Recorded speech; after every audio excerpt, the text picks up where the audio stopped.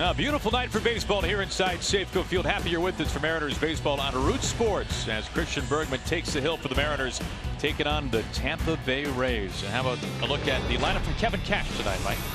And another quality leadoff hitter, the DH, Cory Dickerson, 341 average. He is tied with Segura for the American League lead in hitting. And you have Logan Morrison. He will hit cleanup today. 15 home runs. That leads the Rays at 5th in the American League. And Brad Mueller just activated from the disabled list. He will hit 8th in the lineup.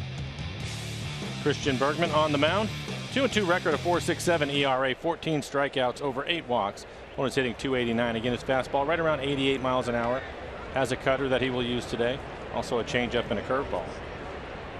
Bergman out dueling Rick Porcello, the reigning Cy Young Award winner in his last start. That was on Sunday at Fenway Park. The finale against the Boston Red Sox, what turned out to be a Mariners win. Bergman's first pitch of the evening comes home and misses for ball 1. I don't think, Mike, anybody would have guessed that Cory Dickerson would be batting .341 at this stage of the season. And looking at the spray charts, Mike, it looks like he's using the whole field. And that's exactly what has happened in the past. He's basically been a pull hitter. He's always had great power. This year he's put it all together, though. Mentioned the .341 average. He also has 12 home runs in the leadoff spot. So typically in the past you would see the shift on right here as far as defense go. Not the case tonight. They're going to play him straight up.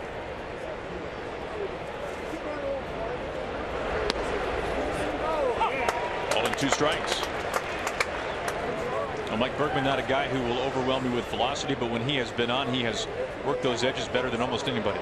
Well, I think the thing that will be interesting is he likes to throw a lot of strikes, and I think if you get ahead of the Rays, you can pitch off the plate.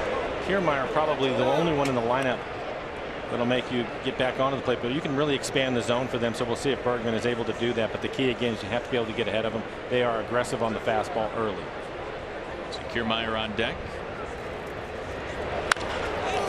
Up middle for a base hit. So Dickerson keeps the hits going as he leads this one off with a single into center.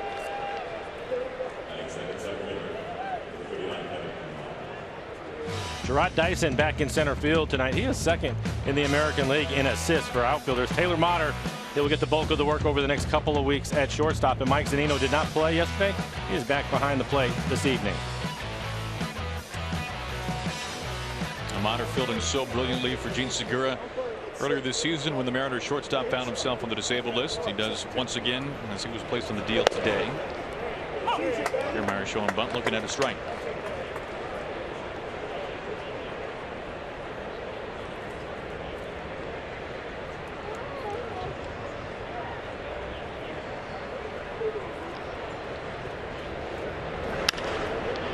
Slap foul out of play, 0-2.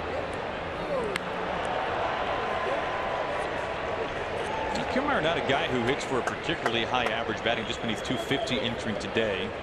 9 steals on the season, but when he missed a huge chunk of time last year because of a wrist injury on a ball that he dove for in the outfield, Kevin Cash remarked time and time again about how much this lineup missed having him on base paths. Does he pop up here for Cano? First out of the ballgame.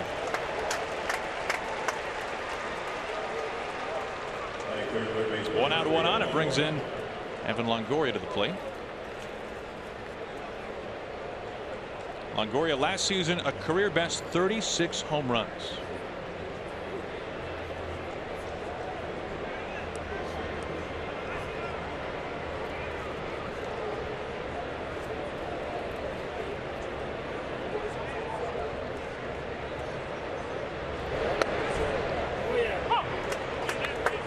Tampa Bay enjoyed a day off yesterday in our great city. Rays really playing some good baseball. Last 6 series they are 5-0-1. That series split coming against the Angels. They're coming off a series win in Arlington against the Rangers. They took 2 games out of 3.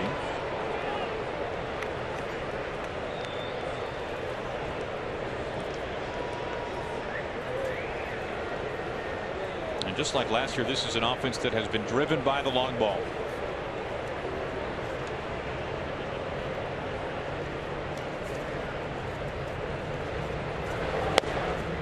Way off the plate, 1-2. They are 1st in home runs in the American League.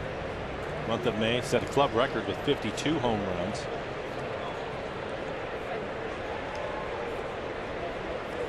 I got to see Logan Morrison, familiar face on deck.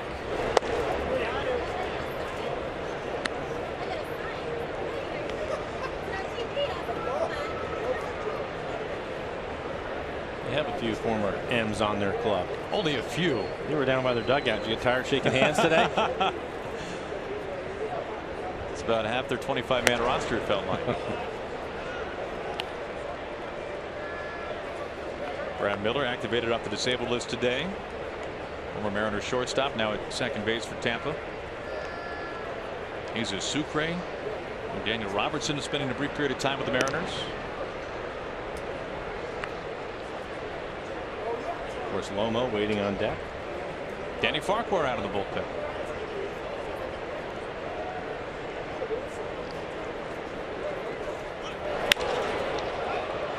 And to right center. Gamble tracking it well for out number 2, and Dickerson scampers back to first. 2 outs.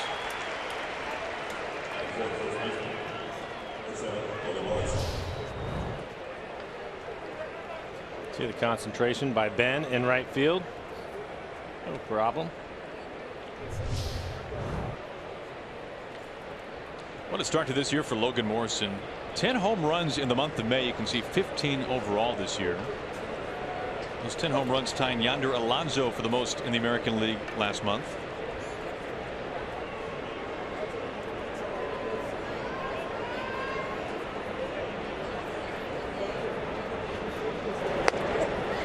He looks at strike 1. And a pretty good fastball at 91 miles an hour. That was about tops for Bergman.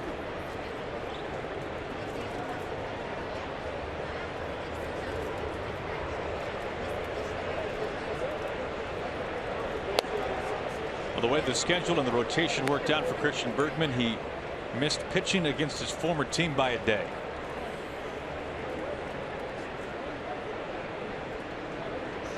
Pitched the final game of that series against the Red Sox before the Mariners played on Memorial Day in Colorado against the Rockies. And then coming here for 2 games against Colorado as well. Cano in shallow right field. An easy toss across the body, and Dickerson is stranded at first. We go to the bottom of the first inning. Mariners and the Rays scoreless.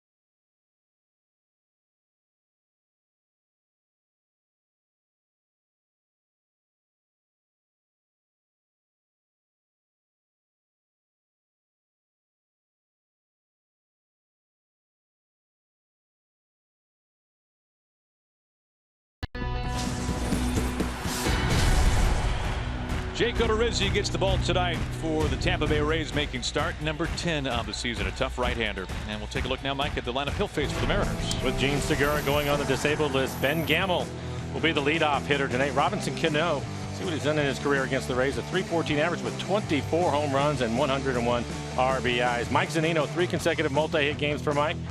He is going to hit 9th in the lineup. Kiermaier out in center field, one of the best in the business. Steven Souza Jr. in right, strong throwing arm. Brad Miller, the former Mariner, at second base, and Derek Norris, the former A, will do the catching. For Odorizzi, this will be his 10th start, 3-2 record, a 3.14 ERA, 41 strikeouts over 14 walks. Opponents hitting just .216. He has given up 9 home runs. And Gamble looks at strike 1. Rizzi will be fastball split primarily. His fastball right around 92 miles an hour. He will mix in a cutter with that.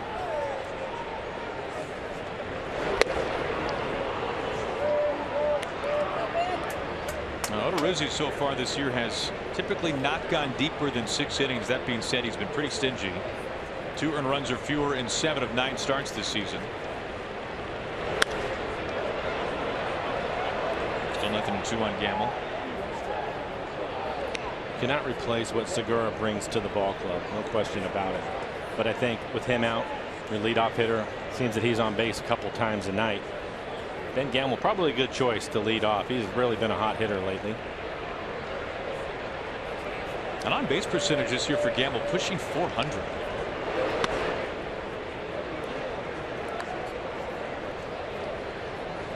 Started the game today, had 308 batting average for Ben. A couple of home runs.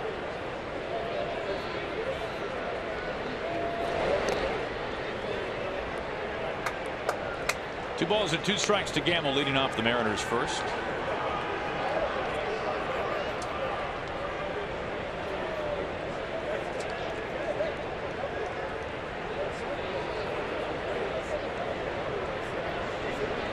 The 2-2 in play, right underneath Miller's glove into right field.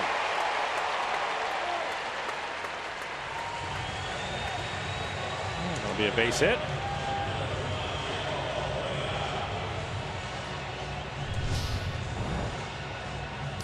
See it. Pitch out over the plate, elevated above the belt.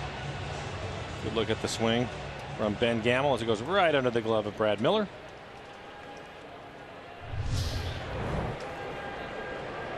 Leadoff man aboard for the Mariners. It brings up Guillermo Heredia, batting nearly 300 on the year.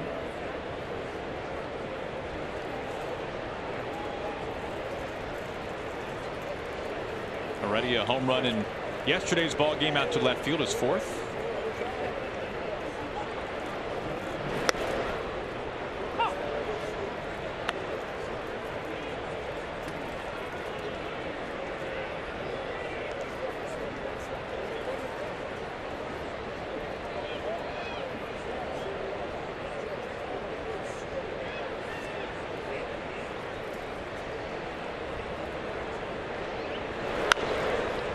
Shot foul, 0-2.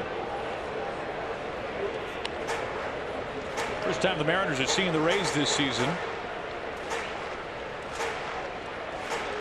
Now the second time in the last 4 series that the Mariners have faced a foe from the American League East, if you count, and it technically is 2 different series against the Colorado Rockies. The Mariners dropping 2 games out of 3 against the Red Sox at Fenway.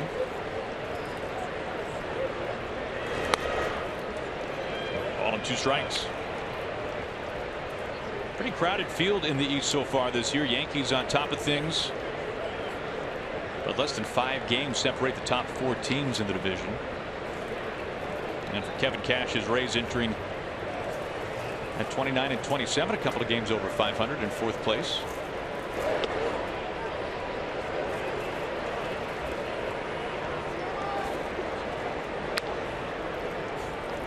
Well, Rizzi made 1 start against the Mariners last season. He went 5 2/3. He coughed up 5 earned runs. A couple of those runs coming on 1 swing, a home run from Kyle Seager.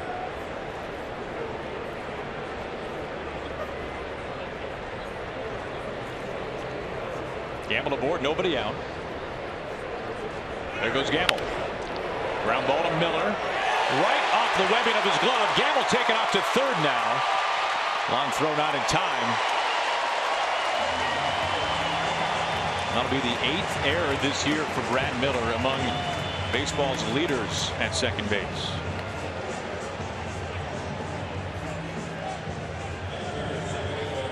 The Rays are 10th in the American League in defense. Fairly routine play. Miller was looking up before he made the catch. Not sure if Gamble distracted him a little bit as he ran by. Clearly off the end of his glove. Heads up base running from Gamble to move up to 3rd. Those 8 errors tied with Jonathan Villar, the second baseman for the Brewers, for the most in baseball among second basemen.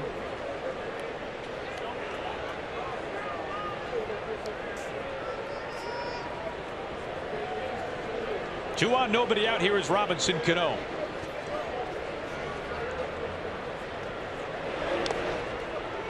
Norris keeps it in front of him, but there goes Heredia tiptoeing into second. And that'll be a wild pitch. A great situation for the Mariners here early in the ball game. It's the first wild pitch this season for Odorizzi in his 10th start.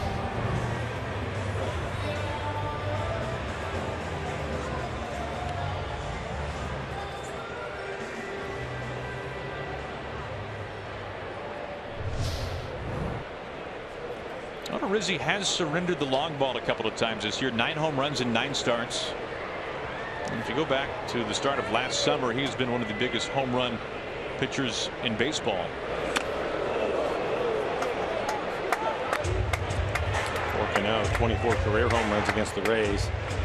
Like he tried to hit that fastball out of the ballpark.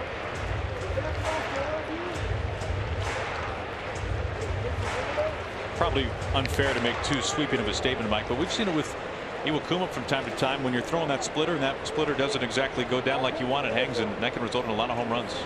No, you're right. Robbie did not like the call on that last fastball right on the corner.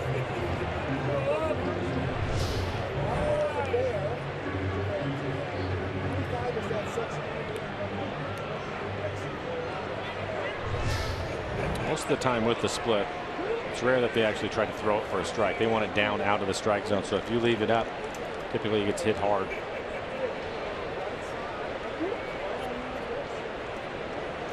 Infield back for the Rays. Mariners have Heredia at second, Gamble the man at third. Nobody out for Cano. 2 on.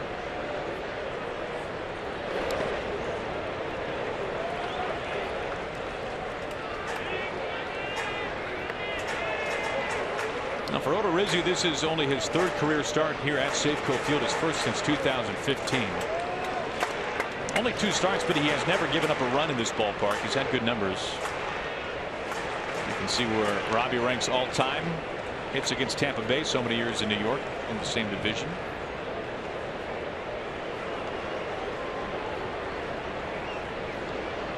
The 2-2.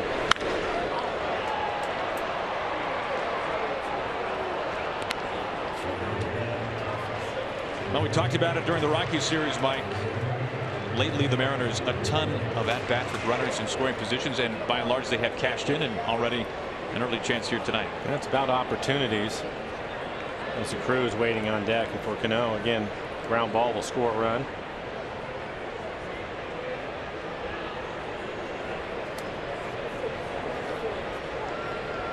Again, the 2-2. Full count.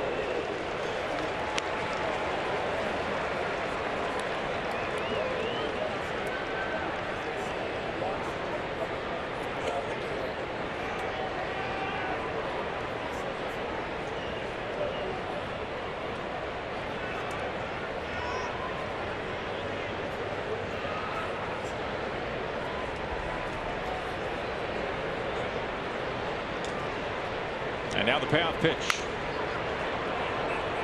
He came back with a split. Pretty good one, just out of the strike zone, down.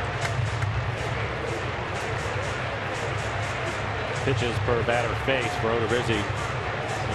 Over 4 pitches. We've already seen that in the first 3 batters. Hasn't worked deep in many games this year because of that. He's gone 7 innings just once. His next pitch will be the 8th here to Cano.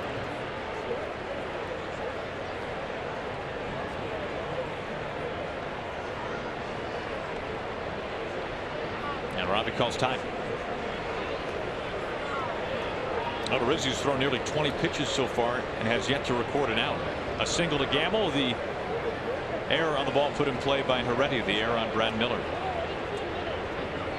Here comes a 3-2.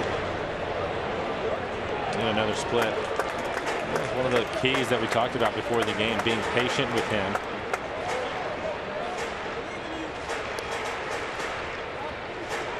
Tough pitches to Cano. The split down out of the strike zone, but this will be the 9th pitch coming up.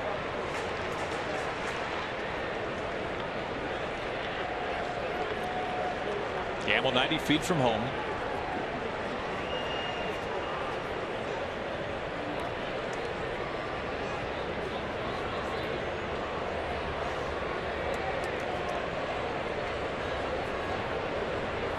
once again the 3-2. And it just continues. There's the fastball. I was wondering when he was going to elevate a fastball to him.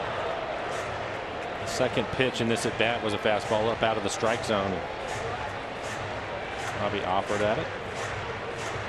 After a couple of spits, come back with another fastball. Well, 9 of the 20 pitches in this inning for Odorizzi have gone the way of Cano. Chance to give the Mariners an early lead. 2 on, nobody out.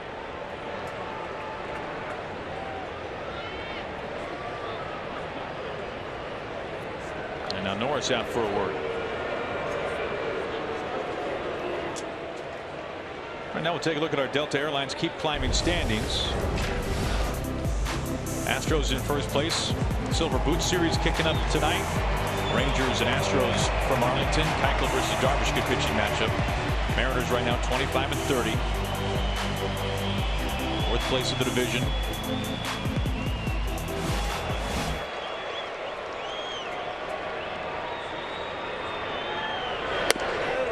Bases are loaded. What a plate appearance by Robinson Cano. 10 pitches, a single, an error, and now a walk.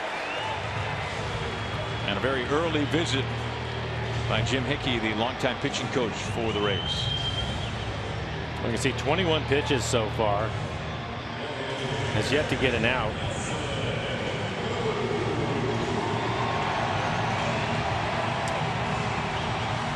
And Nelson Cruz walking into the place, but nowhere to put him. Now, this is not exactly a desirable spot for Jake Odorizzi.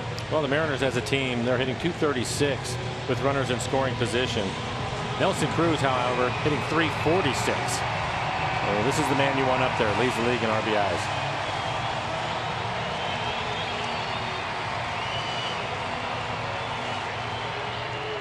Odorizzi has very good numbers right on right and is facing right-handed hitters. They're batting well beneath 200 against him. But he has given up 6 home runs to right-handed bats like Nelly. Bases packed, the pitch.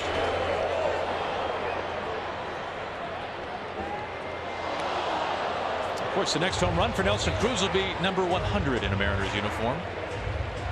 And a home run here would be his 10th career grand slam.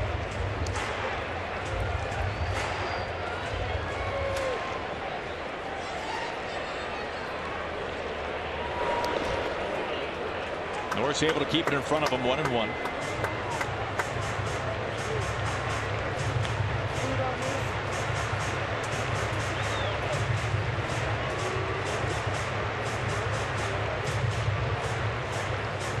Chance for some early offense for Scott Service and Edgar Martinez here.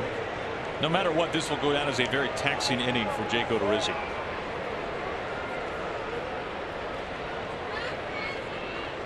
Here comes the 1-1.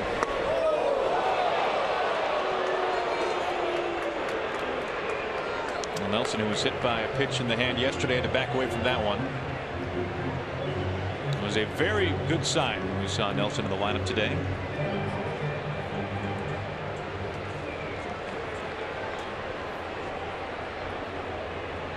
Bases loaded, nobody out.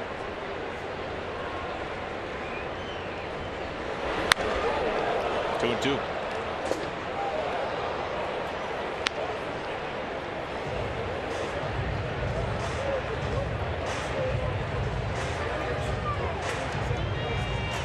Gamble at third, Heredia the man at second base. Cano, 10-pitch walk is at first.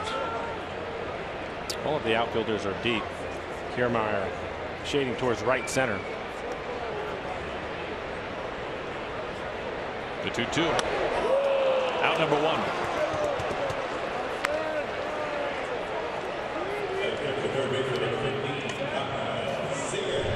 Going to get him on a high fastball up out of the strike zone. Nelson chases it.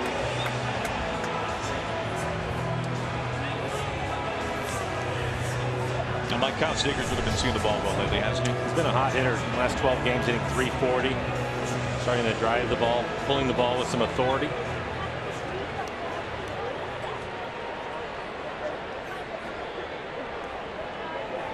Hits in 11 of his last 12.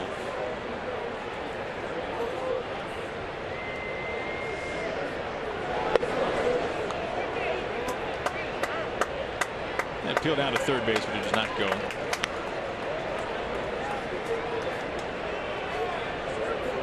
Three grand slams for Seager. Pretty good numbers with the bases loaded. Including this year, 3 for 8. One out, bags packed, bottom of the first. Pitch number 28 from Odorizzi. This is for ball 2. Boy, close couple of pitches.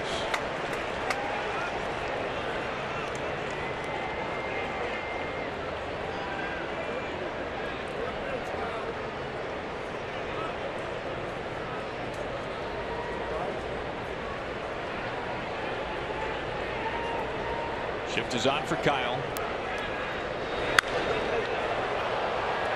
Popped up and getting out of play. Foul. Norris will check this out, but on play to make it 2-1. Norris, the former A. Also saw him in San Diego. He made up what was really a terrific platoon for a short period of time. He and Stephen Vogt for Oakland. Number of high fastballs in the inning from Odorizzi. That last one right at the top of the strike zone.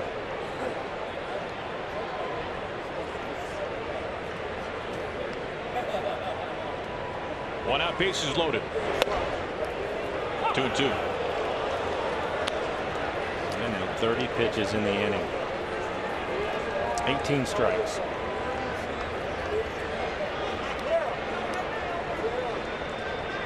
Now a third of his pitches went to Cano, who stands at first after the walk. Already at second, Gamble at third. The 2-2.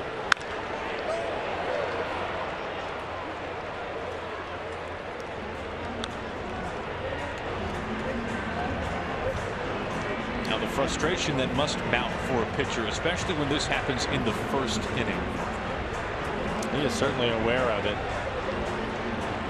Mariners hitter some credit. He's thrown some pretty good splits that they've been able to foul off. Keeps some at bats alive.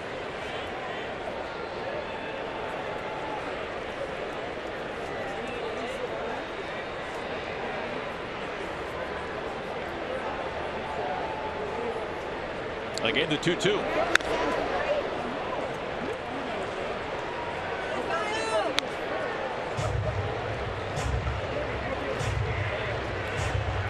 Valencia on deck. Combined, the Mariners this inning have fouled off 7 pitches with 2 strikes.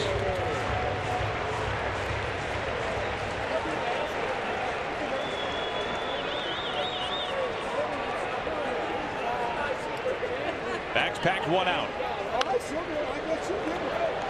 And another foul ball on the list. And a good pitch. Fastball at 92 right on the outside corner. Kyle able to foul it off. This is after a split. A little run to it. It's definitely a strike.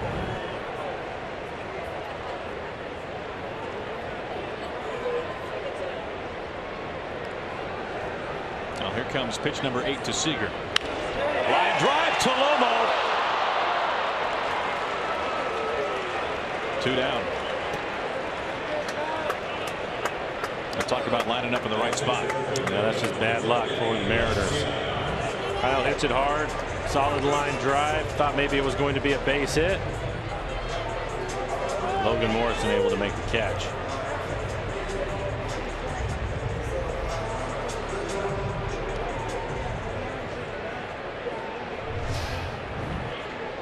Already able to get back in time. 2 outs, bases still loaded for Valencia.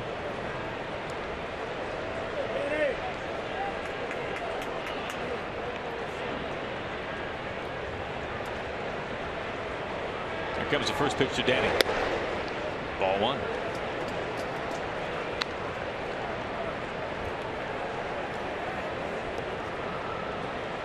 .324 hitter with the bags packed. 3 career grand slams, a chance for his 4th.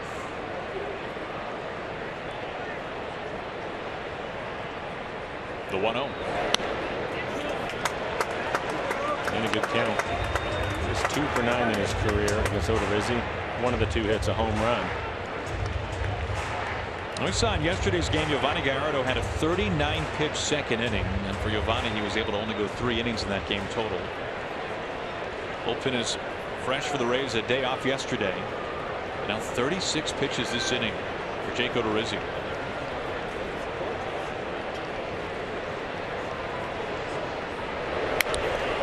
Two and one.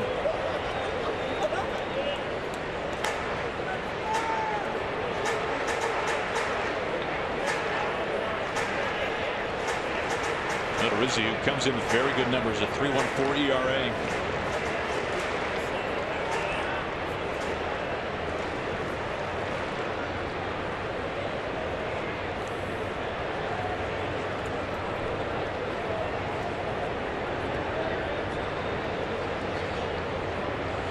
Bases loaded for the 2-1.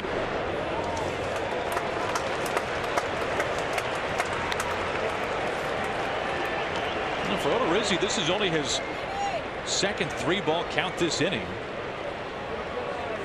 Not as if he's running full to every guy. 2-0. He went with the cut fastball on the outside corner. Around 87 miles an hour. Let's see what he wants to do here. No place to put Valencia. And the 3-1. The Mariners get the first run of the ball game on a bases loaded walk. And an inning that just will not end for Jake Odorizzi. His second walk.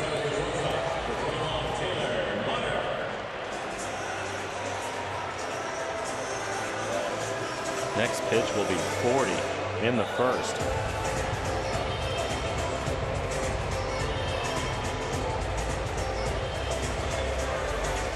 So leadoff single coming around to score for the Mariners.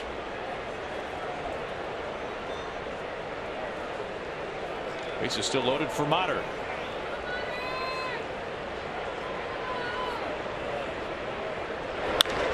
Hammered high to the corner by the foul pole, and foul.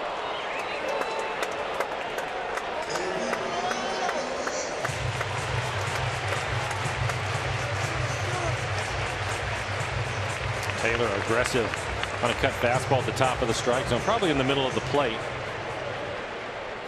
Just out in front of it a little bit. Again, 87 miles an hour. 5 home runs in April for Mueller, none in May. 0-2. Now for Mueller, facing his former teammate, his major league debut last season with the Rays. I mentioned the 5 home runs in April, none in May. He's not seeing as many fastballs as he was earlier in the season. He was a hot hitter. The league has changed up on him. Saw the note there on the grand slam. His last home run was a grand slam. That was at the Coliseum in April. The 0-2. Just foul. Just past Heredia.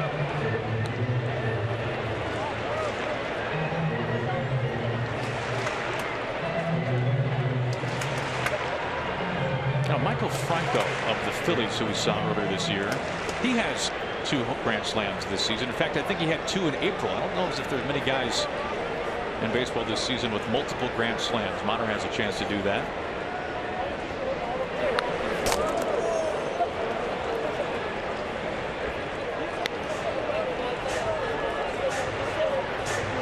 Remember last year when Seth Smith hit a grand slam, and it was his first of his career. A guy who'd been around forever.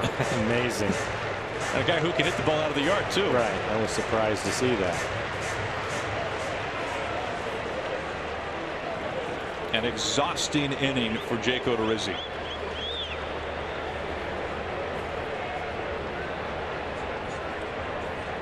His 44th pitch. We talked about it averaging over 4 pitches per batter, and that has been the case in this inning, including Mueller now. Those numbers have gone up for Taylor. This will be the 6th pitch coming up.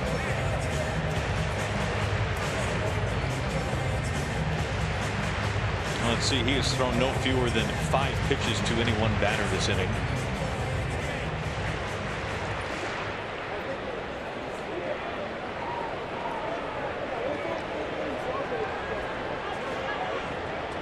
Two outs, the base is still loaded, a run in. The 0-2. Club left field Is this the second grand slam this year? It is! Mueller with the bases loaded.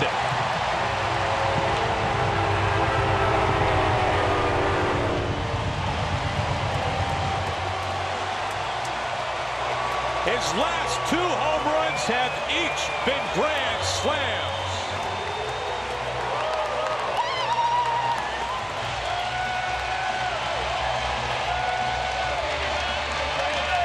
When Segura was on the disabled list earlier in the year, that's when Mueller was the hottest. And his first day getting a chance to play shortstop with Segura, you can see the breaking ball, curveball in the middle of the plate. This is a line drive that ends up in Edgar's. What an inning for the Mariners. Ball 1 to Dyson.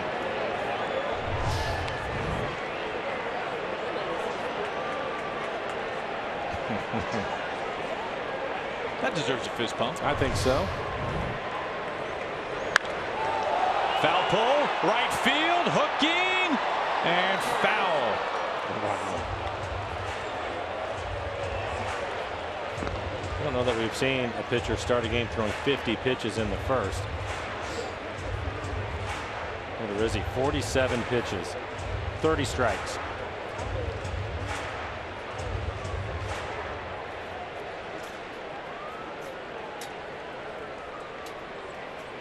Now the next home run for Dyson would be a new single-season career high. The 1-1. A bunt this time. Odorizzi with 2 hands gathers, and Lomo able to take care of it on the back end. What an inning for the Mariners. 5 runs highlighted by Taylor Miner. A grand slam, and of course the hair flip to go along with it.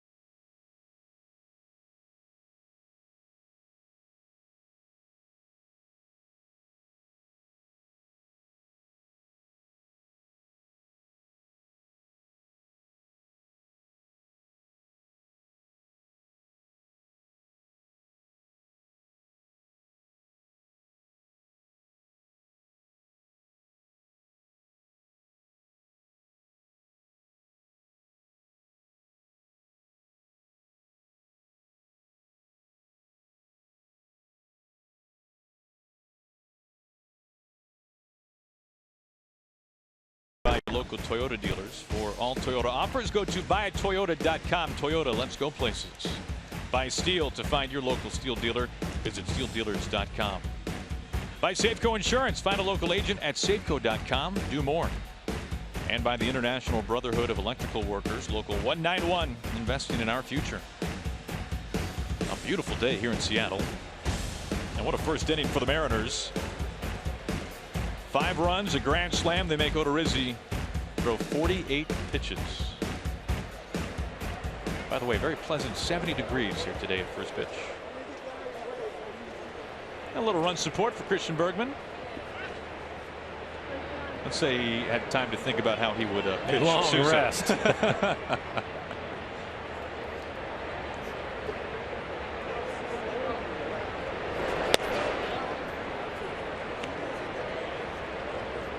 Bergman, by comparison, a very quick first inning. Leadoff single by Dickerson, then retired the next 3 men.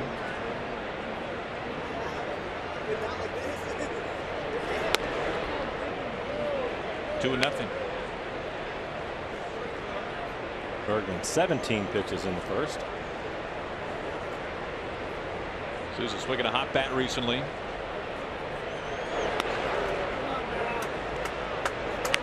As we were talking about yesterday, Souza, local product, Cascade High School in Everett. Makes his home here in Seattle during the offseason.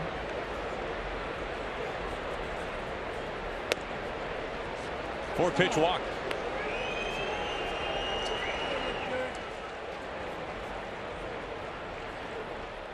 Well, Nelson Cruz is the next Mariner to step to the plate in this season's bobblehead lineup. Hope you can join us tomorrow right here at Safeco Field, 7:10 the first pitch time. And thanks to KeyBank, the first 20,000 fans score a bobblehead of the Mariners slugger. So swing on by Safeco Field box office or Mariners.com for tickets. Great news to see him in the lineup today after leaving yesterday and being hit on the hand.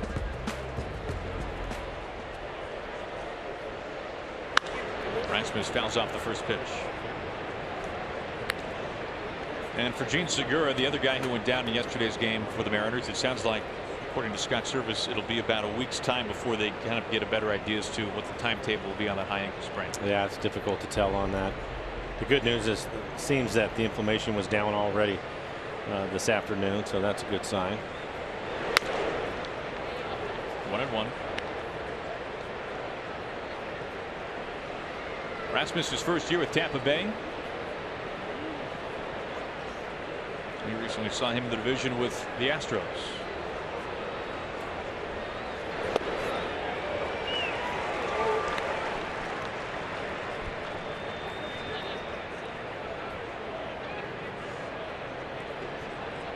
Now the bullpen already beginning to stir as Garton beginning to loosen up.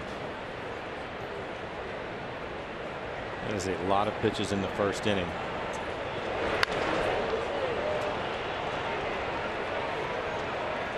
Easy play for Heredia, out number 1.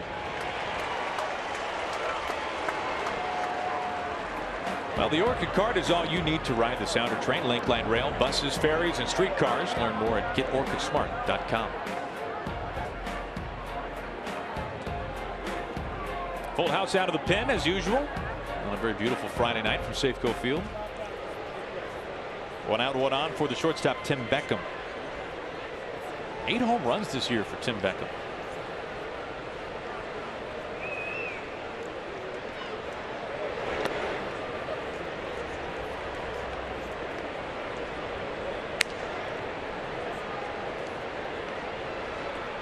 Next home run for Beckham will tie a career best, had 9 back in 2015. Not a guy you think of as a power hitter.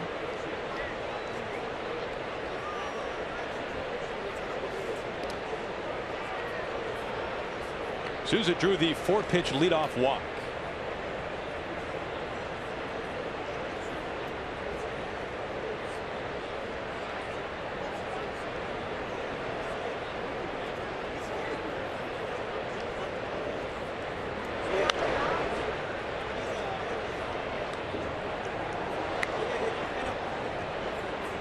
Well, Mike, obviously the walk to Souza was not what Bergman was wanting, but we have seen it, and this is nothing new, that when a starting pitcher gets a lead, it can certainly change how he attacks things. I don't know that it changes his approach and what he wanted to do. I think maybe sitting in the dugout for over a half an hour probably didn't help him a lot. He's so fine with everything that he has to do. Again, his fastball at 88 miles an hour. He's going to have to pitch on the corners of the plate, so margin for error, there isn't much there for him. See if he can get back into the flow of the game. 2-2.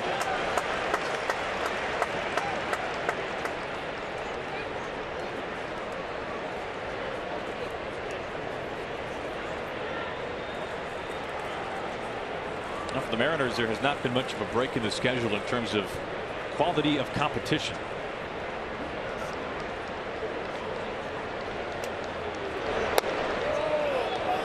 Missing full count. Obviously the last road trip was well documented. 2 first place teams, the Nationals, the Rockies. Red Sox never easy, right in the thick of things of the division, and now taking on the Rays. And while Tampa Bay is a 4th place team in the East, they have played very well lately.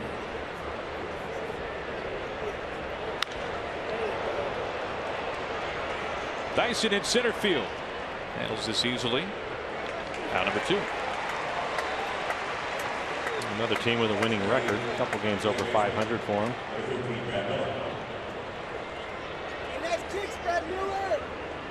Two outs, a man aboard for Brad Miller, just activated today off the disabled list. An abdominal strain. We weren't sure how much we would see Brad in this series, if at all, because of a rehab assignment, but good news for Brad. That was a short one.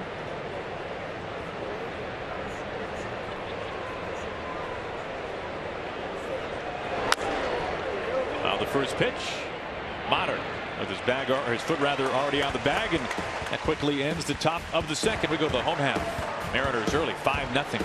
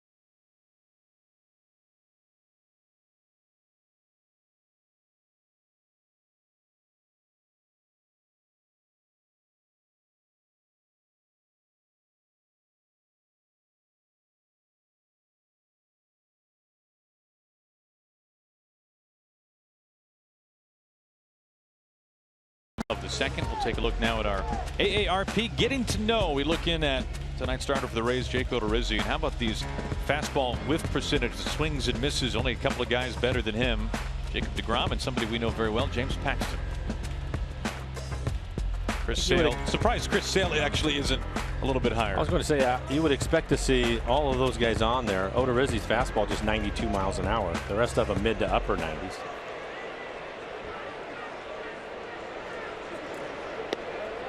Strike one to Zunino. So what does that tell you about a guy when his fastball is low 90s, but he's getting that many swings and misses? He has a pretty good split. So the hitters are thinking about the split, and he's able to throw the 92 by him.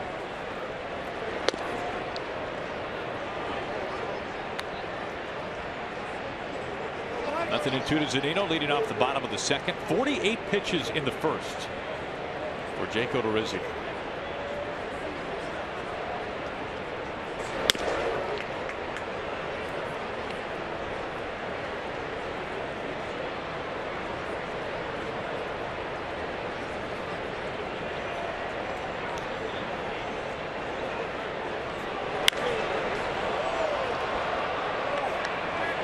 Brad Miller over in the shift, and the second baseman makes the catch in a place where he used to spend a lot of time.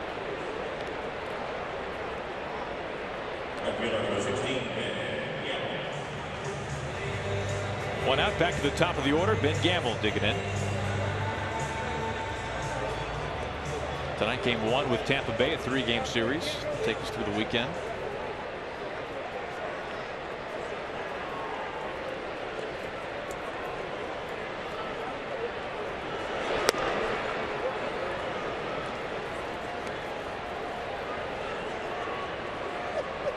Mike, just the other day, just for fun, you know me, was looking at highest scoring innings in baseball.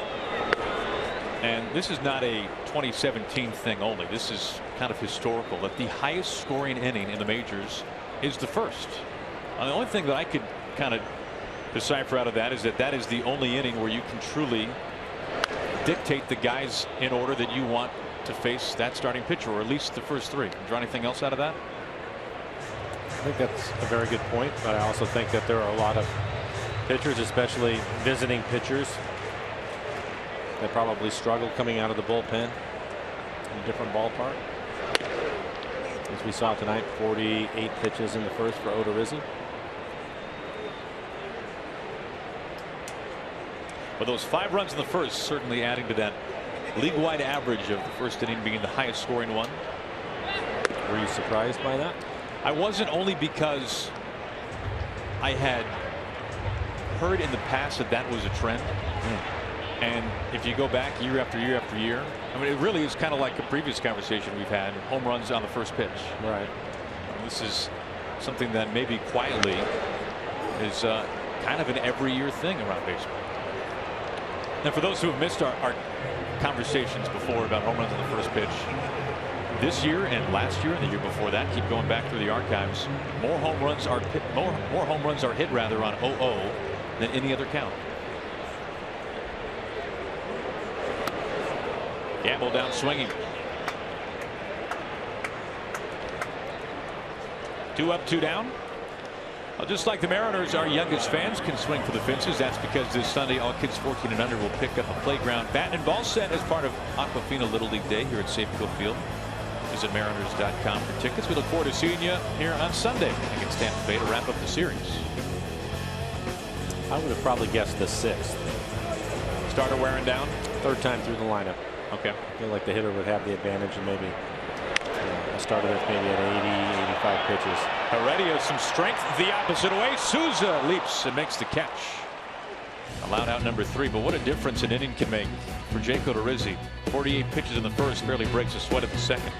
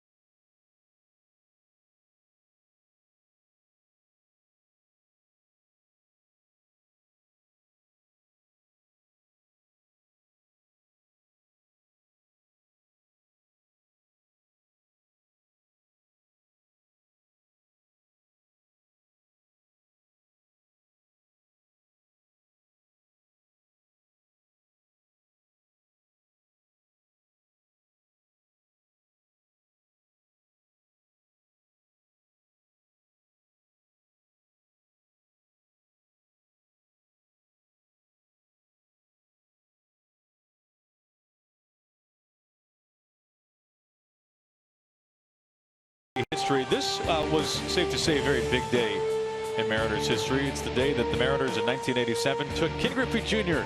#1 in the draft, and that's a game changer.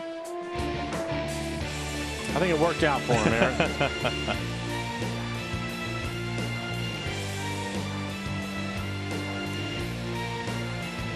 Double in his first career at bat.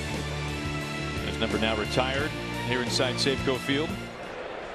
Norris, the catcher, leads things off as we begin the top of the 3rd. And to think that when Junior went into the Hall of Fame last year, he was the first ever #1 pick to be enshrined in Cooperstown. Tells you a little bit about the crapshoot that is the draft. And how difficult it is to get to Cooperstown. That too.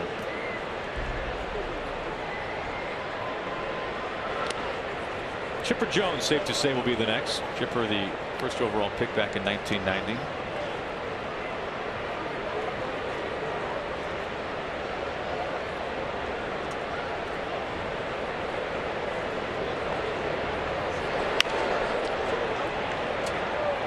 Valencia, a long run for it, and runs out of room.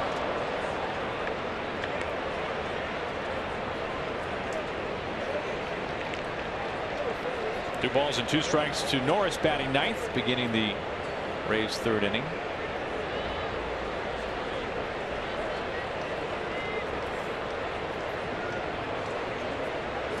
Kind of funny when you think about Albert Pujols' 13th round, and his next home run will be his 600th.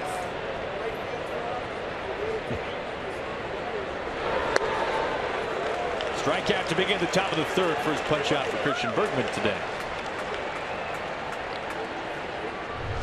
Things we talked about is when you're ahead, you can expand the zone. Snoqualmie Casino Super Mo's. You see this last pitch, little cutter right off the outside corner. More strikeouts than any other club in the American League. The key is a quality first pitch strike so that you can expand the zone. Bergman able to do that to Norris. Dickerson 1 for 1.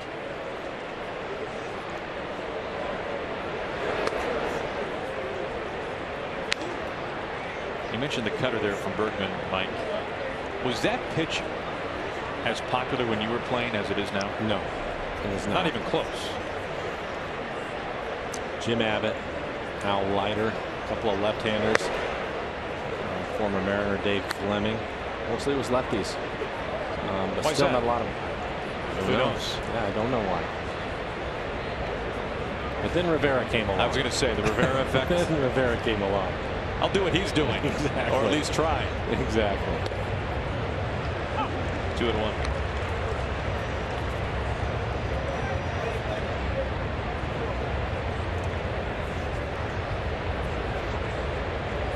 But there seems to be some great danger to come with the cutter as well for a pitcher. That's one of the things that we saw. You mentioned it earlier. Danny Farquhar at times was one of the best relievers that the Mariners had, and other times he struggled because your command of it has to be so good. If you end up leaving it middle away on the plate, it's going to find the barrel, especially to a right-handed hitter. There's Danny. Good to have him back in town. Full count to Dickerson.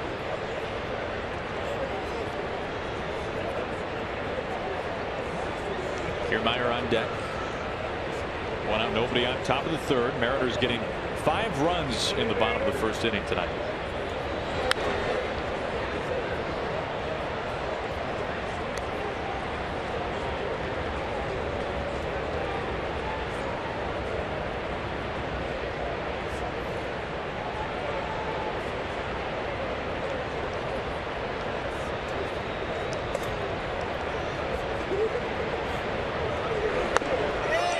Dickerson swings right through it. Back-to-back strikeouts to begin the third inning for Christian Bergman. We'll take a look now at the Mariners calendar, brought to you by Mattress Firm. The Mariners are enjoying the longest homestand of the season. 11 games in 12 days. Little League Day tomorrow. Nelson Cruz bobblehead night. Excuse me, Little League Day on Sunday. Nelson Cruz bobblehead night tomorrow. Then a day off on Monday. Twins for 3. Blue Jays over the weekend.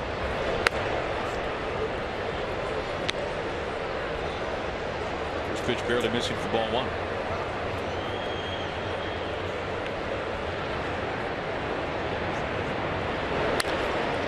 Cano to his right, sliding, can't get there. Kiermaier taking second base. Dyson's throw, the tag. He's safe, at least for now. Well, Cano thought he was able to get him. Back in the first inning, Aaron, you mentioned Kiermaier and his base running and what that meant to him. That was pretty aggressive right there, especially down 5 runs. And then we'll take a look at it.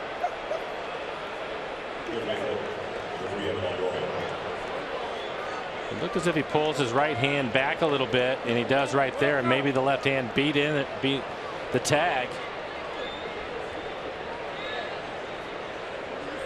Another look at it.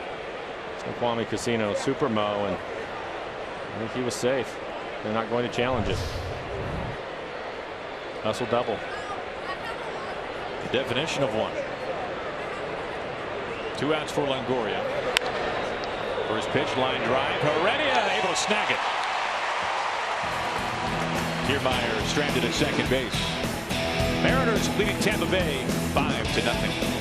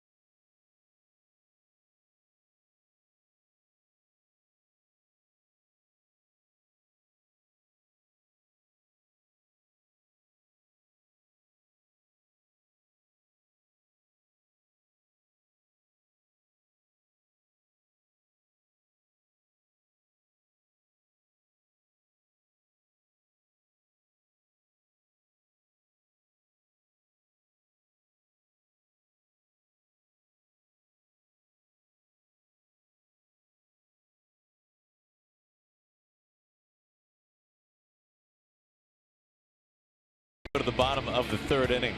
Well, RBI Baseball 2017 is out for Xbox One, PS4, iOS, and Android. Enjoy fast-paced pick up and play MLB action packed with all your favorite teams, players, ballparks, and much more. Your breakout MLB season is here. You better come ready to play. Learn more at rbigame.com.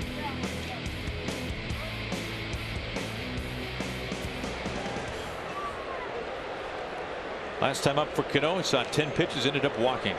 Would later score on Motter's grand slam.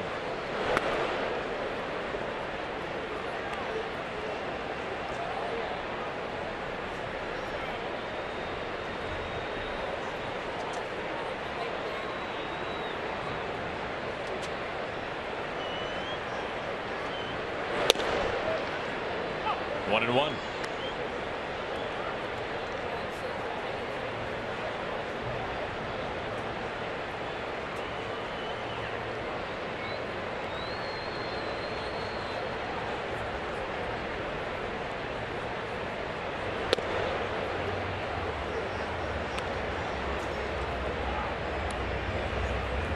Rizzi was originally a first-round draft pick by the Brewers.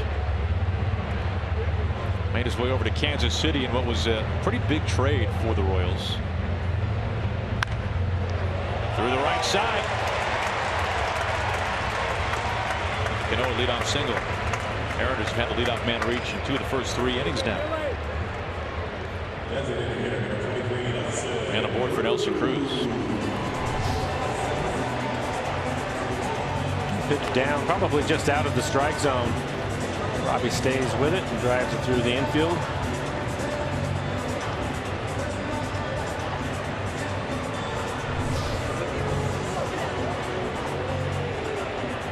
Rizzi going from Milwaukee to Kansas City, the trade that also brought with him Lorenzo Cain and Alcides Escobar.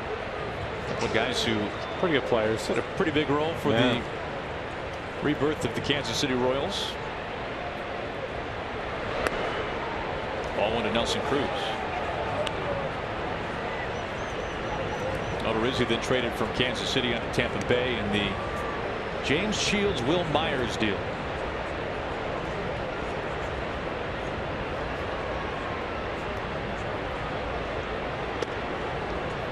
Talk about another win for Kansas City. That trade brought a kind of a struggling starter for the Tampa Bay Rays, a guy named Wade Davis, who closed out the World Series for the Royals. Became a different guy once he moved to the bullpen. Watch out. We saw that yesterday. I did not see it again. Just a fastball up and in, moving him off the plate. Fortunately, he was able to get his hand out of the way this time. I mentioned yesterday, right on the back of his left hand, and that just missed him.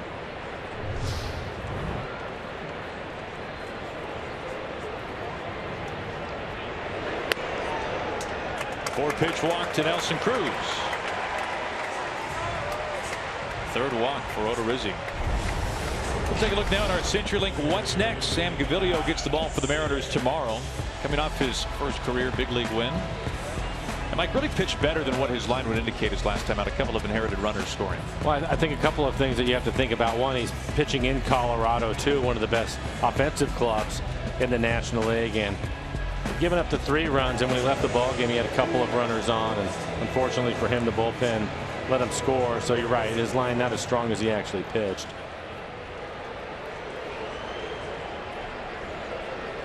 But if there's a place where 5 runs over 5 innings can still get you a win, that's it. That's Coors Field. That's right.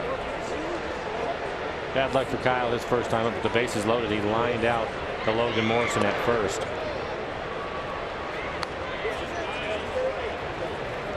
Now for Odorizzi, whose pitch count has risen so much that Garden continues to warm. Next pitch will be number 70. Odorizzi has got ball 1 to each of the first 3 batters this inning, and each has reached.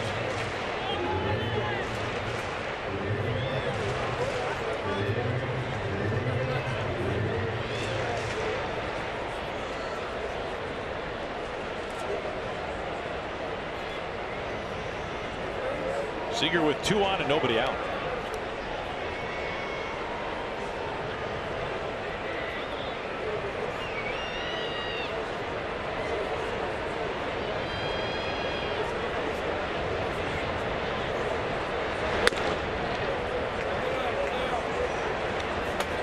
Very close, 2-0.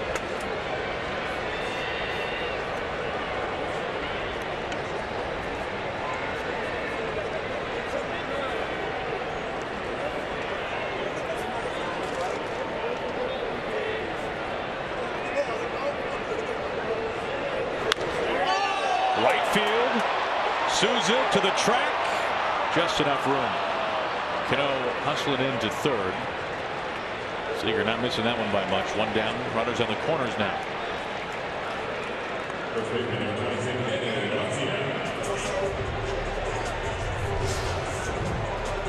Fastball right in the middle of the plate and at the knees in. It's towards the bottom of the bat. Didn't quite catch it on the barrel.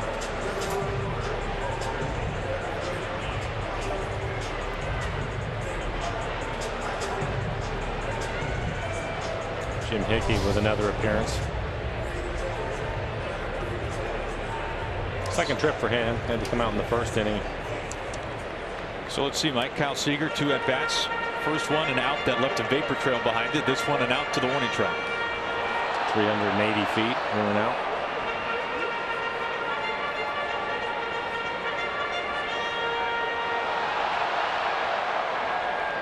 Cano now at third base, exchanging some pleasantries with the Rays dugout.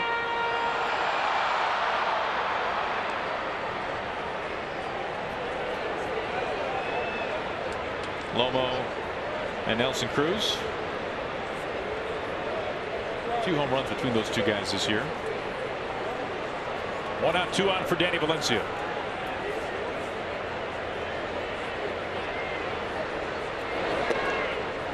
Looks at ball 1. Have we seen many curveballs tonight from Odorizzi? No, we haven't. That one at 71 miles an hour. It's basically stayed with his fastball. Split, we've seen a number of times. 2 cutters.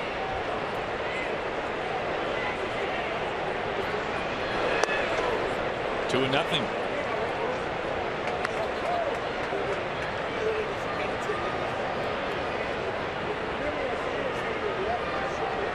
73 pitches for Odorizzi. 48 of them in the first. What was essentially a 30-minute first inning.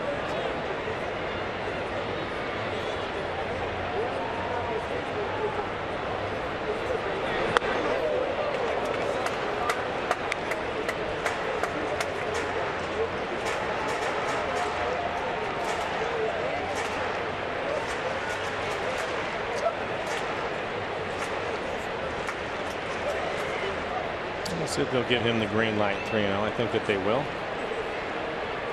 A good month of May, hitting over 300.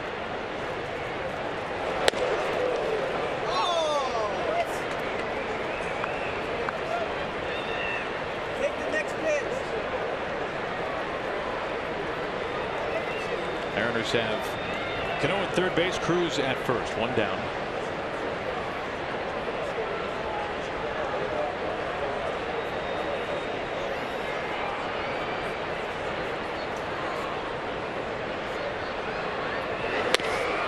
Full count.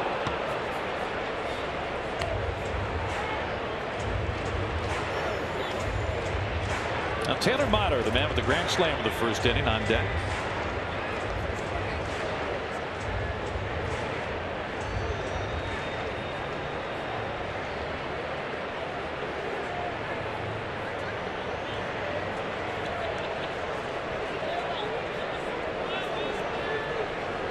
Payoff pitch to Valencia.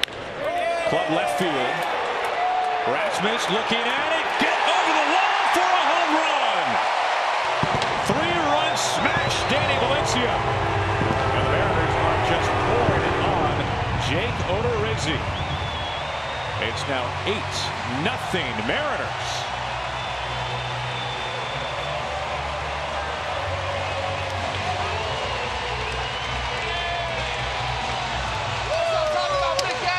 Danny Valencia has knocked Odorizzi out of this game.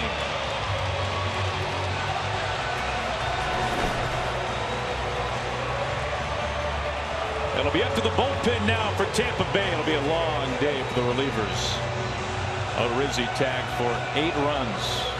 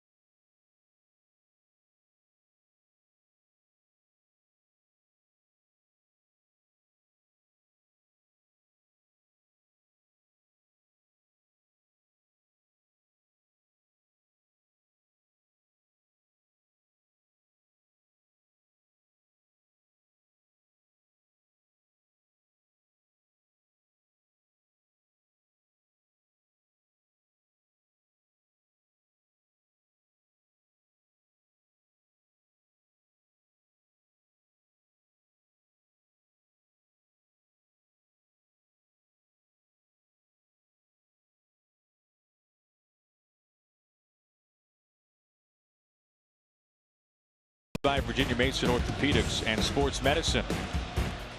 By Amtrak Cascades, what a beautiful way to travel. Visit AmtrakCascades.com. By Geico, 15 minutes could save you 15% or more on car insurance. And by Clearwater Casino, so many reasons to come out and play. Taylor Motter, a grand slam of the first. Danny Valencia, a 3-run bomb here in the third. 8-0 Mariners. And a new pitcher up on the mound now for Tampa Bay, an early hook. For good reason for Jake Odorizzi. Ryan Garton is a new pitcher for Kevin Cash. Starts Motter off with ball 1. For Garton, this is his 5th appearance, only 3 2/3. giving up a home run. Good fastball, average fastball at 94. Slider curve change to go with it. Otter up the middle. Miller was over the shift. The second baseman's throw to first is in time for round number 2.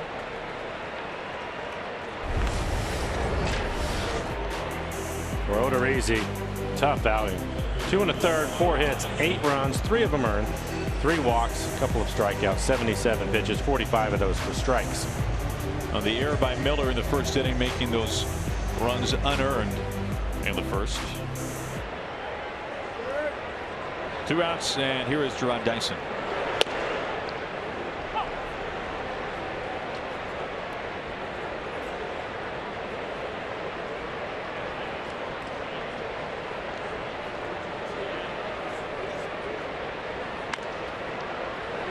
In play, Logan Morrison gets rid of it quickly, and it's just in time to get Dyson. Garten covering, and there is out number 3. We'll see if Scott wants to challenge this. He at least wants to take a look at the film. Nope. We'll go on to the 4th. Mariners leading 8-0. A grand slam and a 3-run home run.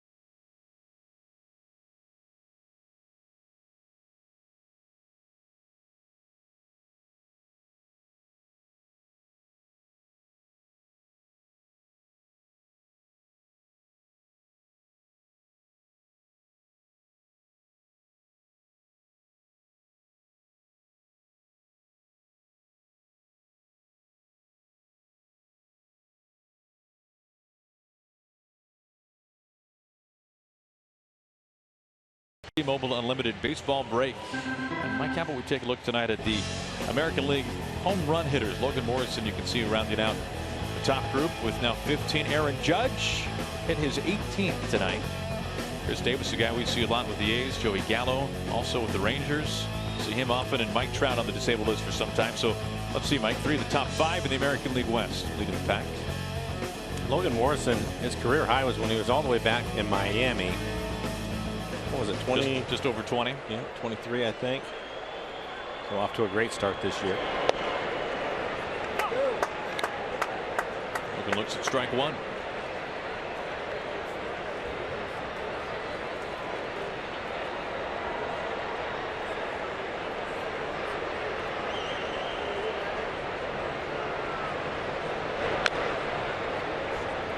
Mike, I think Logan Morrison provided the Mariners with really one of the great moments in recent years here at Safeco Field. You go back in the 2014 season, game 161 against the Angels, the Mariners needing to win to make game 162 relevant for a chance for a play-in game.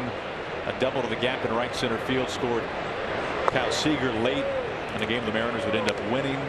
Felix pitched the next day. From what I can remember, he had a big month of September. He was red hot. Right, when they needed to win. It was one big hit after another. Shift is on for Logan Morrison. And that game 162 is a game that probably many of you remember. That was Felix versus the Angels. Meanwhile, in Arlington, it was the A's taking on the Rangers. The Mariners needed to win. They also needed the Rangers to beat the A's. Lobo down on strikes.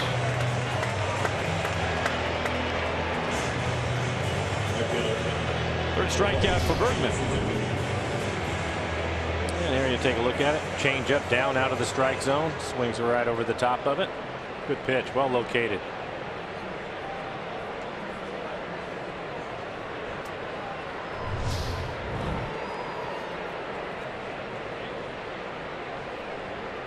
Steven Souza Jr. a 4-pitch walk back in the second.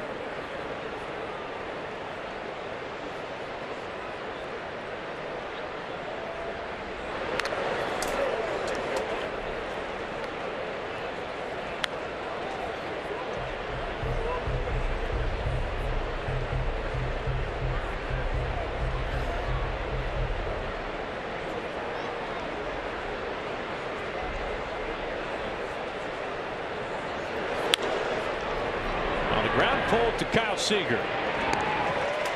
2 outs. MLB All-Star balloting is underway, and the first set of results are in. Nelson Cruz has taken an early commanding lead as the starting designated hitter for the American League squad. You can help extend Nelson's lead by casting your ballot up to 5 times each day at mariners.com/vote.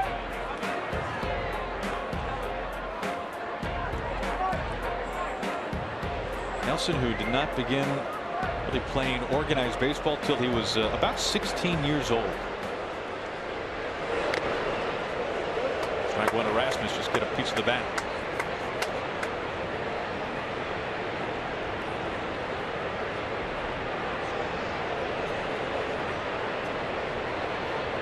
Shift is on for Colby Rasmus.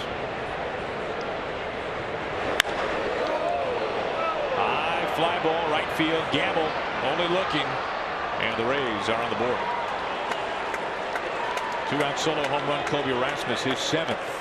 8-1 Mariners.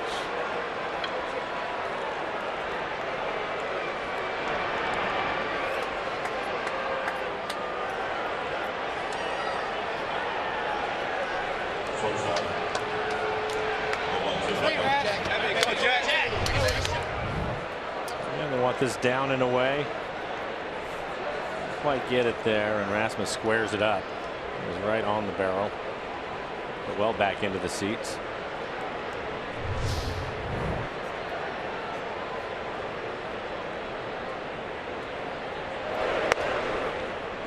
Ball one to Beckham.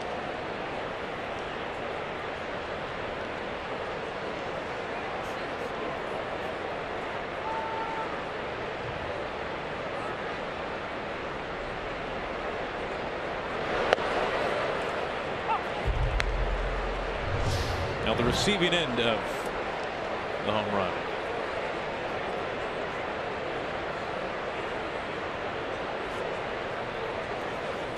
Good effort.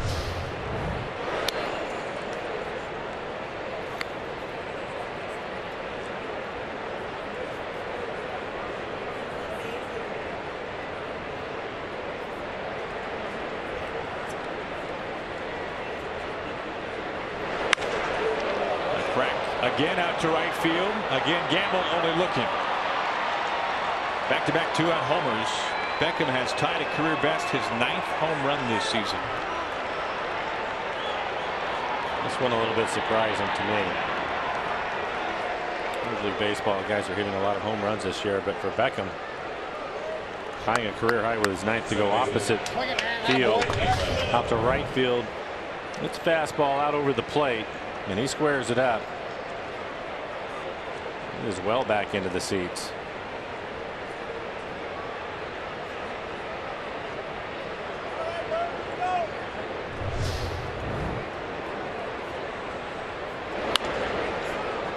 Strike one to Brad Miller. Brad saw just 1 pitch his last time out, bounced to an inning-ending fielder's choice.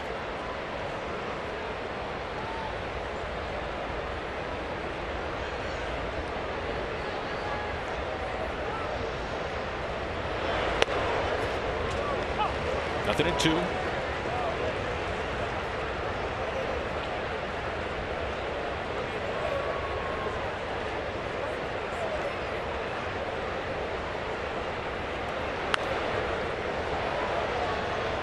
Brad batting barely 200, but 30 walks. 2 home runs. These aren't numbers that we normally see go in line with each other. No.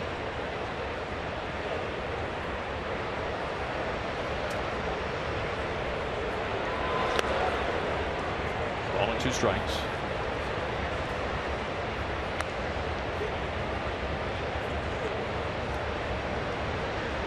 Miller last year had a huge power season, 30 home runs, far and away, not even close, a career best.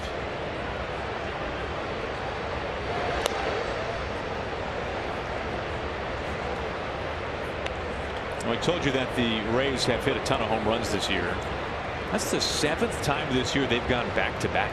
7 times already. Basically 2 months into the season. And lead the majors in homers. Heredia quickly over a foul ball.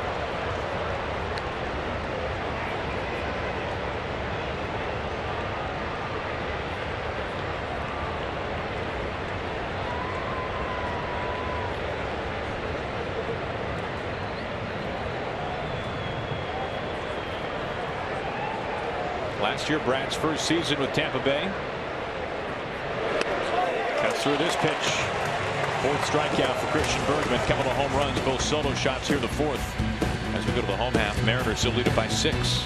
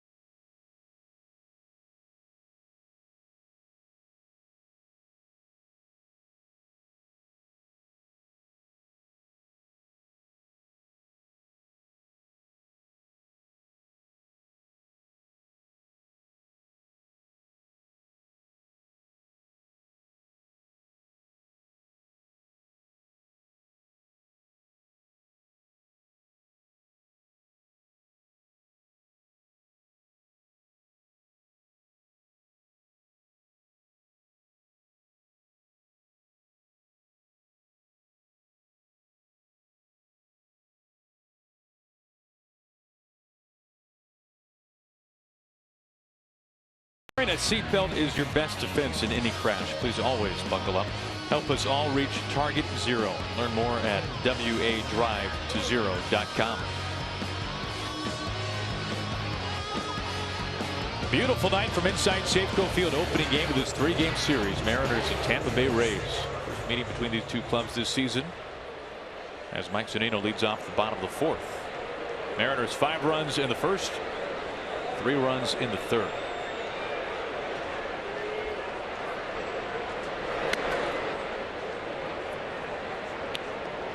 This is still Ryan Garten up on the mound. He took over for Jake Odorizzi, who could not escape the 3rd inning. Ray starter going just 2 1/3. Throwing 48 pitches in the first. The Mariners so far tonight 8 runs on 4 hits.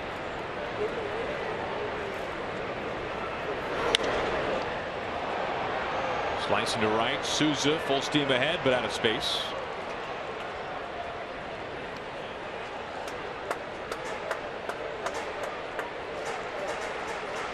Taylor Motter the grand slam of the first. Danny Valencia the 3-run blast in the 3rd.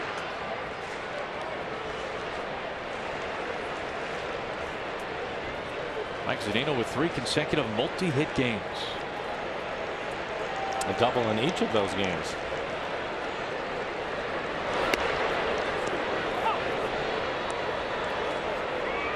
Two and 2.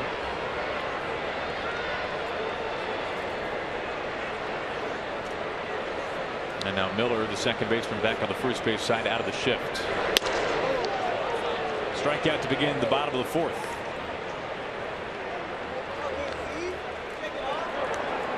Well, the second Coors Light Silver Bullet Saturday is this weekend. First 400 fans 21 and older in the pen during early happy hour receive a Silver Bullet Saturday t-shirt and extended happy hour pricing until first pitch.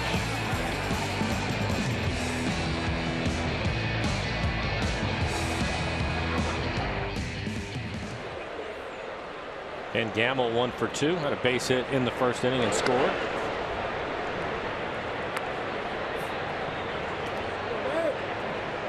Again with Segura going on the disabled list. Gamble hitting leadoff tonight.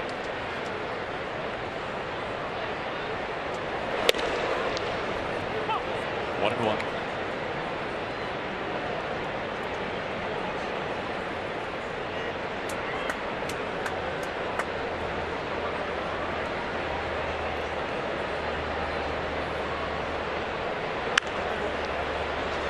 Foul, 1-2.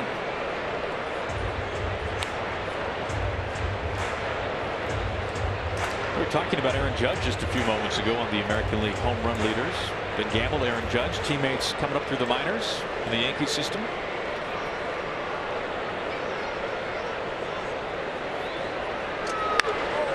Fights this off. Longoria with the spin move. Empty play, 2 outs.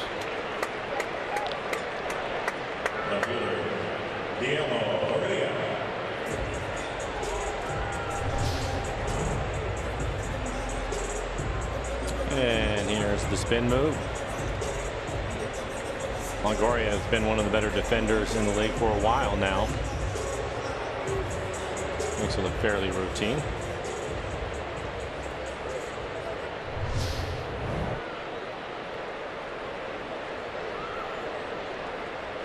Two outs for Heredia.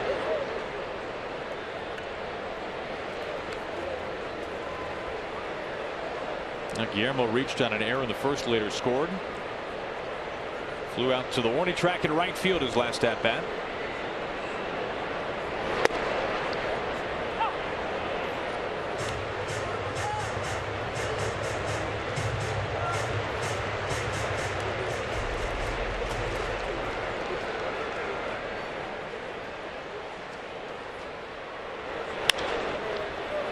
Beckham, the shortstop, doesn't have to move far. Strong throw. And for the second time tonight, the side is retired in order. We've played 4. Mariners have scored 8 runs. They lead at 8-2.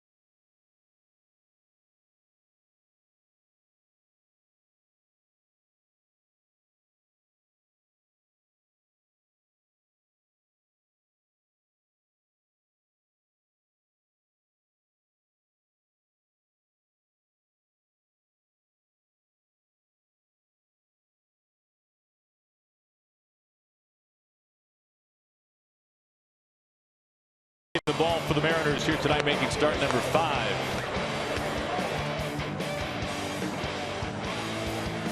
Bergman off to a nice start this evening. Couple of runs over 4 innings, a walk and 4 strikeouts. Facing Derek Norris, the catcher, batting 9th for the Rays to begin the 5th.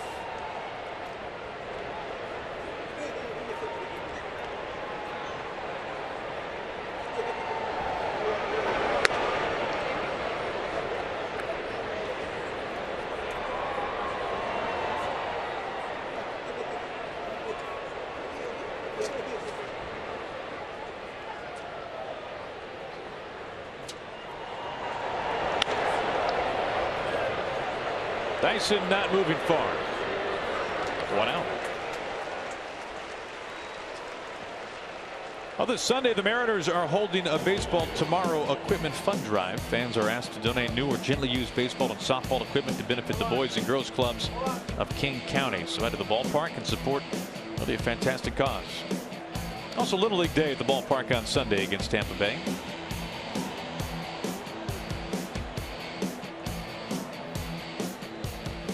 One up, one down on just a couple of pitches from Bergman. To the top of the order here is Dickerson, leading the league in hits. It's odd to write DH as a leadoff hitter. That's the case for Dickerson here tonight.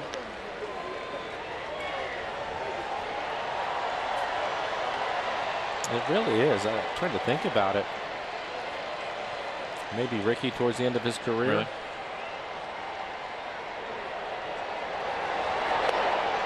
I've seen it too often. Now, these two guys are teammates in Colorado. Bergman and Dickerson.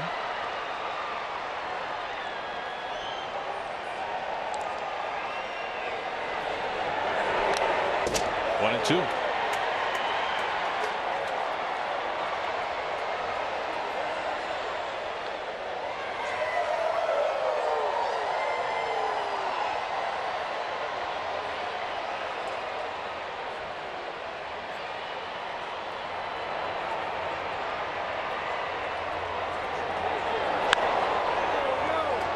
A loop into left field. Heredia settles underneath it. 2 outs.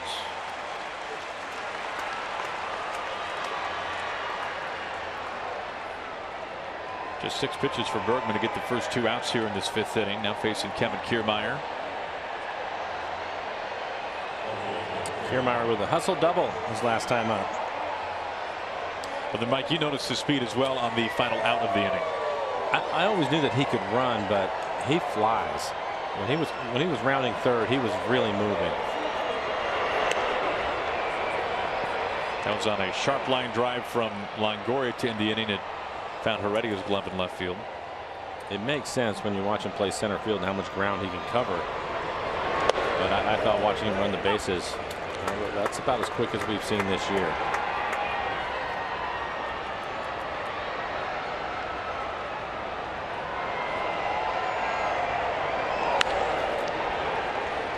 Two-out single into right field, or could this be a double?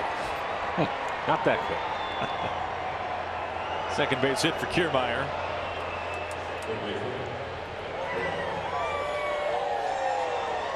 But he is the kind of guy that in our line of work, when you see a ball put into the outfield, you start to bow your head and write down single in your scorebook. You better keep your head up. Yeah, exactly.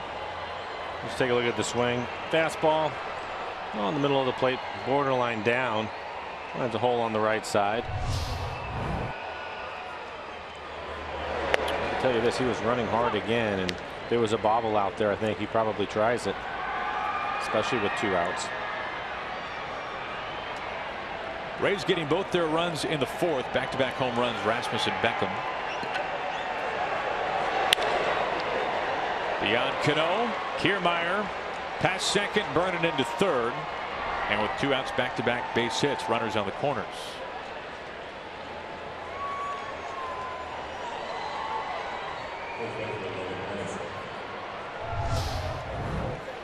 Just a solid line drive base hit.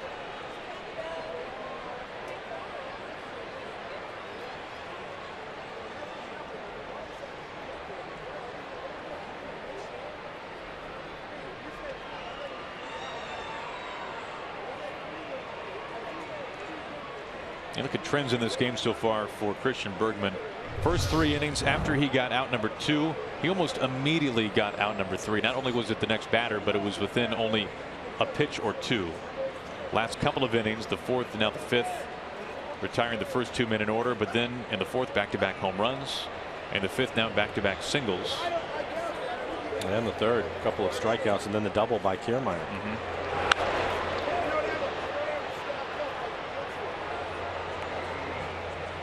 Facing Logan Morrison, 15 home runs for Lomo this year.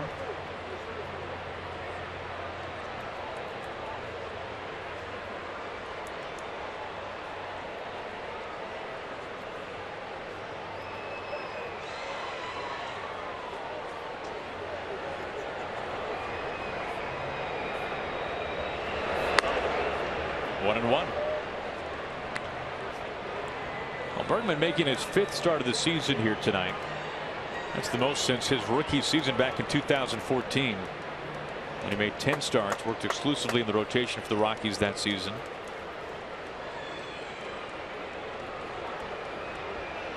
Shift is on for Lomo.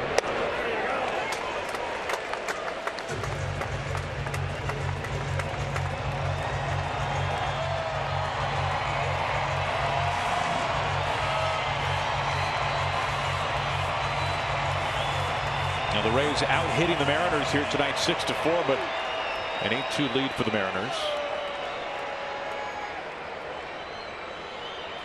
The 1-2.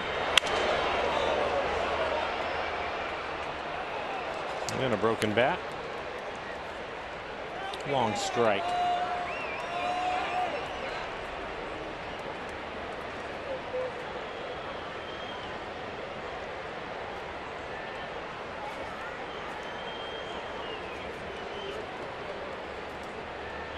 Kiermaier at third base, Longoria at first.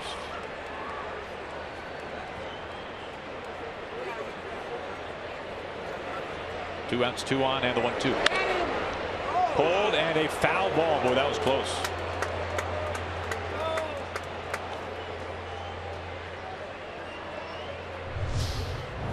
We'll take a look at it. A chance to go over the corner of the bag. It's called foul right away. Chris Siegel, our first base umpire tonight.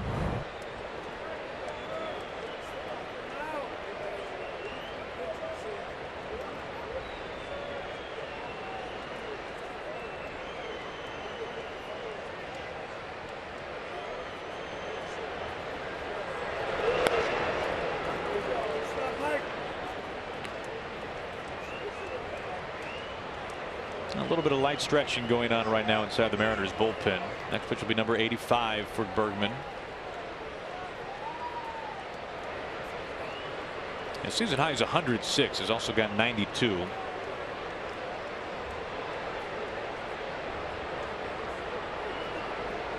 The 2-2. Right back to the glove of Zunino. And that ends the threat for the Rays in the top of the 5th. Tampa Bay strands runners on the corners.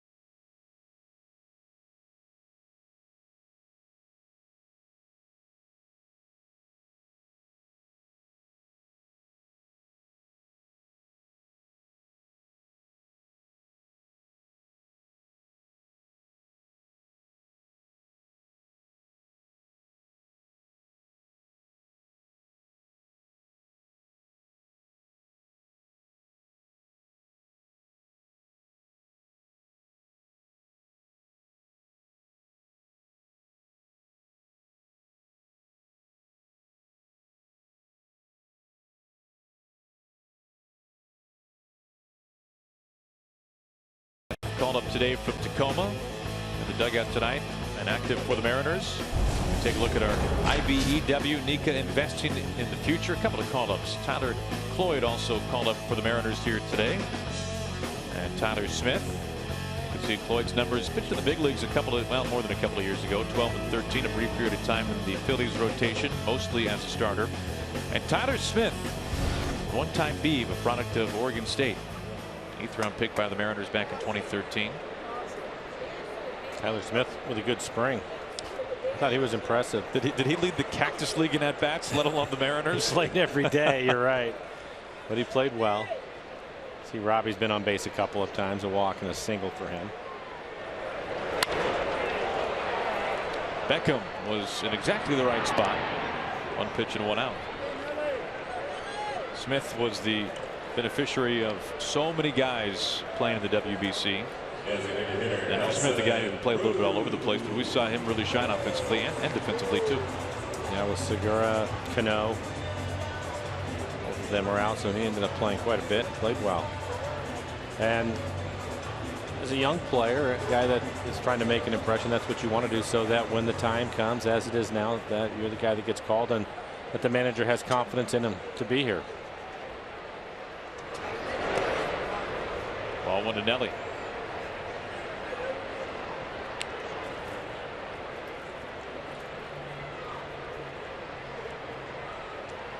Cruz walked and scored his last time up. That was in the 3rd. Came home on the 3-run blast by Valencia.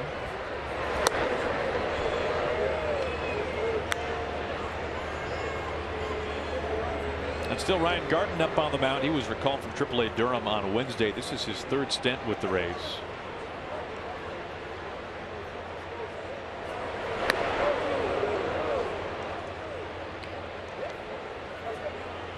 Garten has not pitched a whole lot for Tampa Bay this season. This is just his 5th appearance. He has not been a long guy. Getting some extended time on the mound here tonight with Jake Odorizzi going only 2 1/3. Knocked out very early. Ran a marathon in the 1st. Well, Odorizzi and now Garten trying to pitch top of the strike zone to Cruz.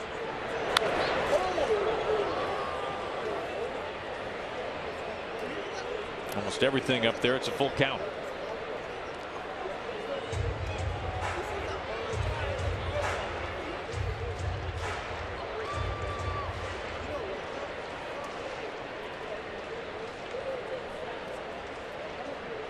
Payoff pitch. Line drive, left field, base hit. Nelson Cruz. He's aboard for the 2nd time. His 1st hit. It comes with a 1 out. Enjoy Mariners baseball and a great deal when you head to Safeco Field next Tuesday. The Mariners host the Twins, and it's BECU half price night with tickets as low as $13. Plus happy hour specials up until first pitch. Secure your savings now at mariners.com/specials.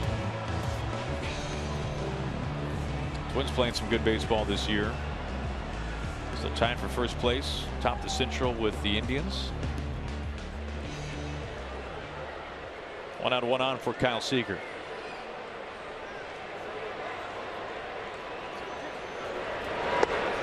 Twins turned a triple play yesterday. Dan Gladden, who is one of their broadcasters on radio, an analyst for most innings, but a couple of innings does some play-by-play.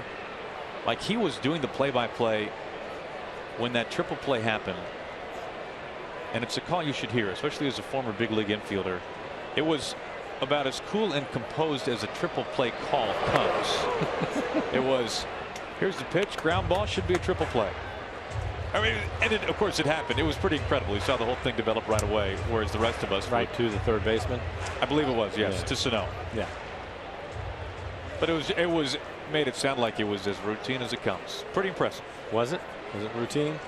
I only heard the call. He made it sound that way. As routine as they come.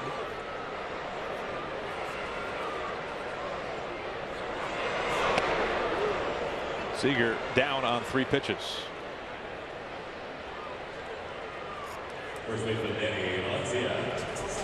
And it was your standard 5-4-3 triple play. You see this last pitch.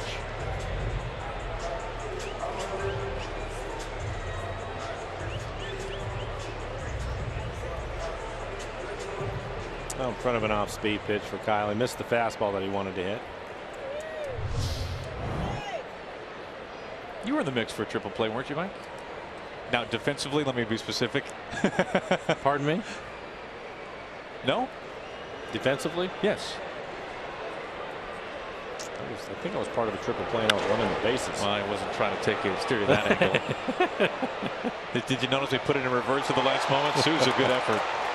I believe it was at Fenway Park. When you were at third base, you're playing the field, not as a base runner here. No, I was a base runner. Okay, you're still on that. Yeah. Through no fault of your own, though, I'm sure. I was one of the base runners. I didn't hit the ball. Right. I can tell it's too soon, Mike. Good try, though.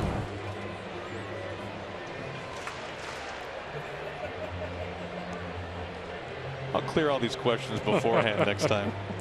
That would be great.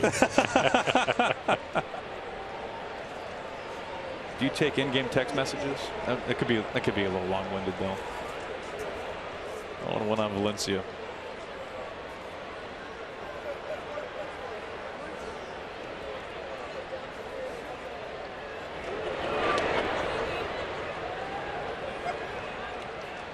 Nice night for Danny. 4 RBIs. Bases loaded, walk, a 3-run homer. Home run, a line drive into the bullpen.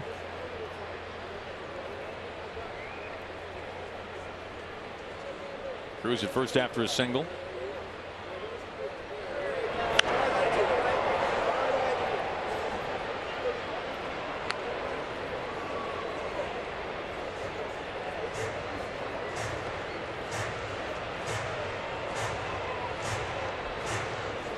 Now season high in pitches for Garten.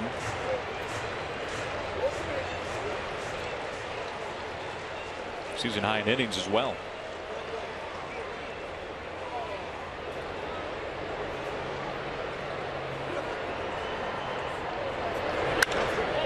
Crack to right center. Kiermaier blazing to the gap, can't get there. Cruz making his way to third base. He gets the stop sign for Maniacta. 2-out double, Danny Valencia. What a night for Danny. A walk, a home run, now a 2-base hit with 2 outs.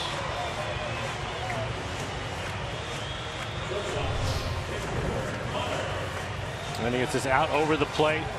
Bell tie. I think it's out to the wall in a hurry. Kiermaier having a tough time picking it up. But I think with the score the way it is, Maniacta, the third base coach, is going to hold him up. And a good move.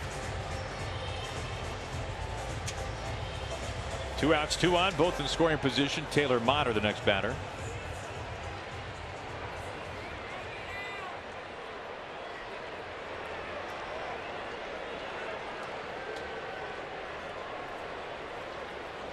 Shift is on for Motter. In play, tight to the line, but a fair ball. Long throw, Longoria. Ends the inning. Mariners strand a couple in scoring position. We have completed 5 on a beautiful night from Seattle.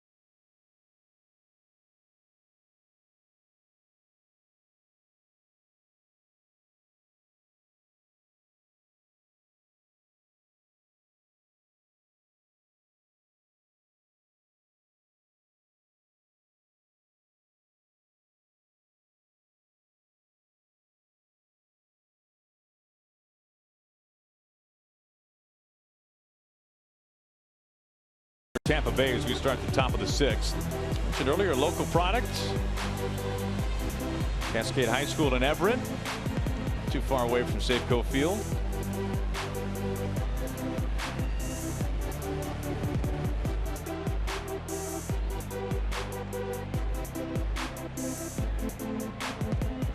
Grady Sizemore also a product of Cascade High School.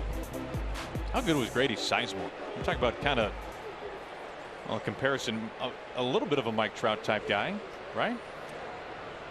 Yeah, I would say so. Unfortunately for him, injuries. No kidding. Cost him a lot of time. Susie a little frustrated after an out on the first pitch. I mean, he was a huge star in Cleveland at one point. As you take a look at Bergman, something that he has done since joining the Mariners. Good fielding pitcher. But Grady, very popular player. As we take another look at the ground ball.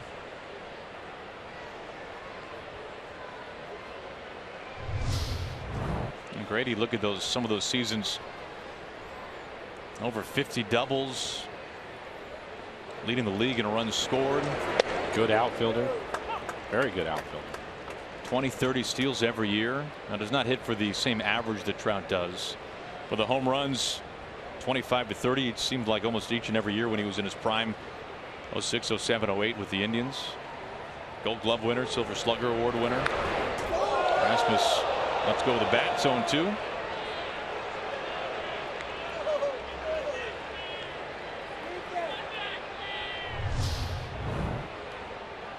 Well, maybe batting gloves, a little extra pine tar next time. Colby Rasmus, what do you think of the eye black tonight, Aaron? You had a chance to look at it yet? Or Mike, somehow I haven't noticed. Is it aggressive? I would say so. Is this Bryce Harper in high school aggressive? He looks like he has a couple of black eyes. Oh, you know what? It's very tight eye black, isn't it? We're basically. Let's see what kind of zoom we can get here. Here we go. All right, Colby, what are you working with? Oh yeah, this is Bill Romanowski like. That's what we're talking about. Oh, the LEDs, you know, they are bright here at Safeco. Dyson was shaded towards right. Heredia on a bounce. Rasmus is aboard with 1 out. We'll check in with Angie at the Ford Sports Desk. Angie. Aaron, thanks. The photos are starting to trickle in. Keep them coming, folks, and use the hashtag #WhereIRoot presented by Alaska Airlines and let us know where you were cheering on the Mariners. And when you use that hashtag, it gives us permission to use your photo on the air. But go ahead, get involved in the broadcast. Again, the hashtag #WhereIRoot presented by Alaska Airlines. You know what? You guys go ahead and send one in as well in between innings. Hit me up. We're on it, Ange. 1 out, 1 on for Tim Beckham.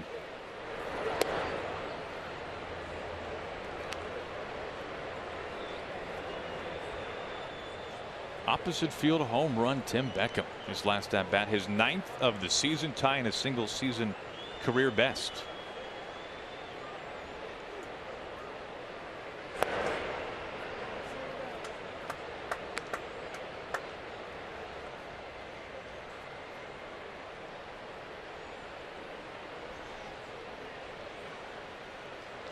You can see the score there. The Nationals leading the A's. Steven Strasburg facing Oakland for the first time in his career tonight.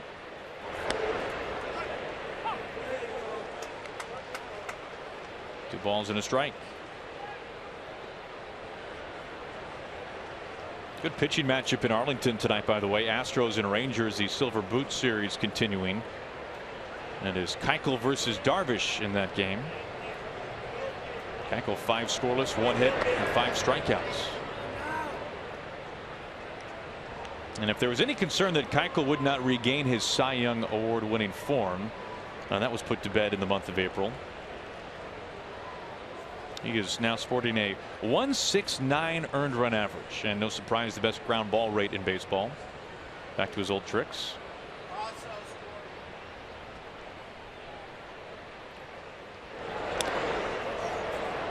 Ball 4. Activity inside the Mariners bullpen with 1 out and 2 on. Well, Stottlemyre Jr. out of the dugout. This copyrighted telecast is presented by authority of the Seattle Mariners and may not be reproduced or retransmitted in any form, and the accounts and descriptions of this game may not be disseminated without the express written consent of the Seattle Mariners. Well, 95 pitches for Bergman. Scott Service would really like to see him finish this inning.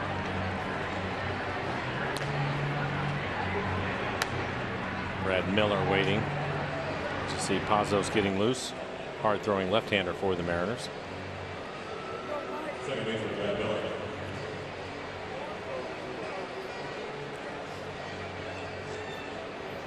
Miller 0 for 2. Ground out to shortstop and a strikeout.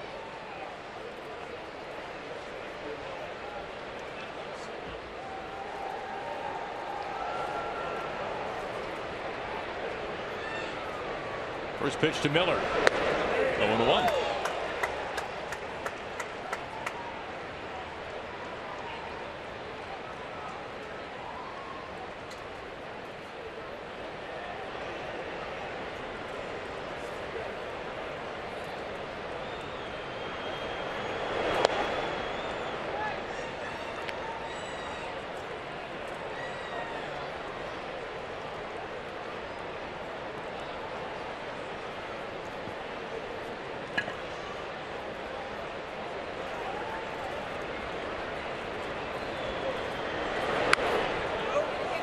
Check swing right in front of the mound. Zunino taking care of that easily.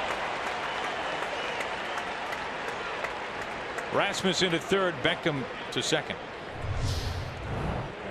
This is going to jam him. Tried to stop his swing.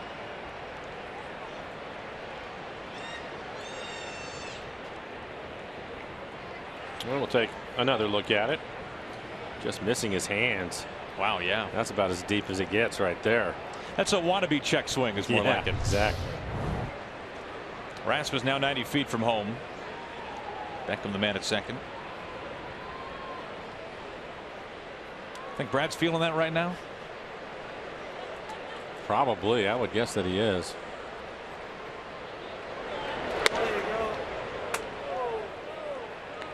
Just missing for ball one to Derek Norris.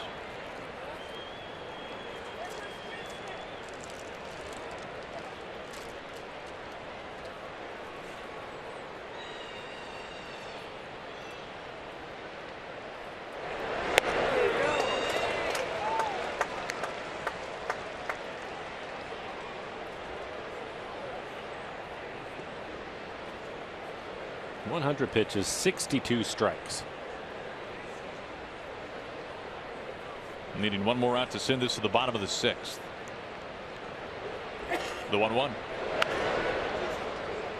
Off the hands, foul, 1-2.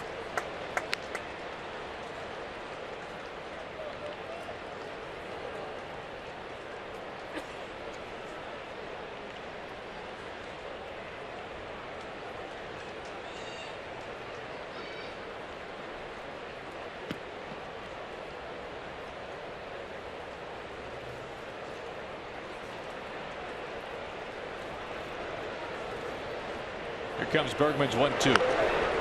Little number foul.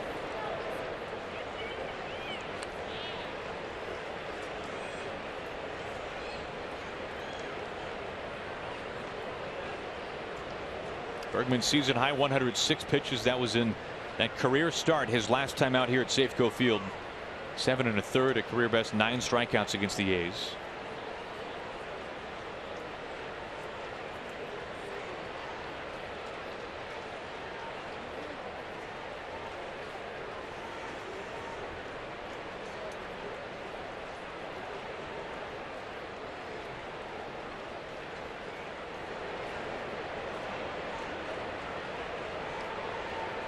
And now time call.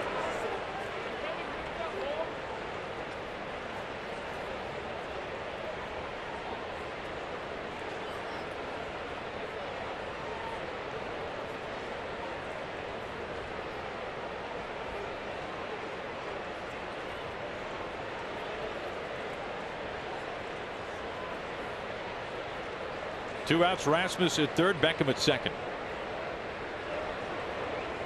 Bergman's 1-2.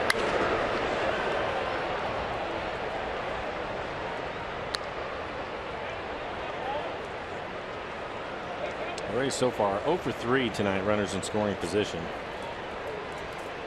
Picked up both of their runs on solo home runs. Now, one way or another, this will be the last batter faced for Christian Bergman.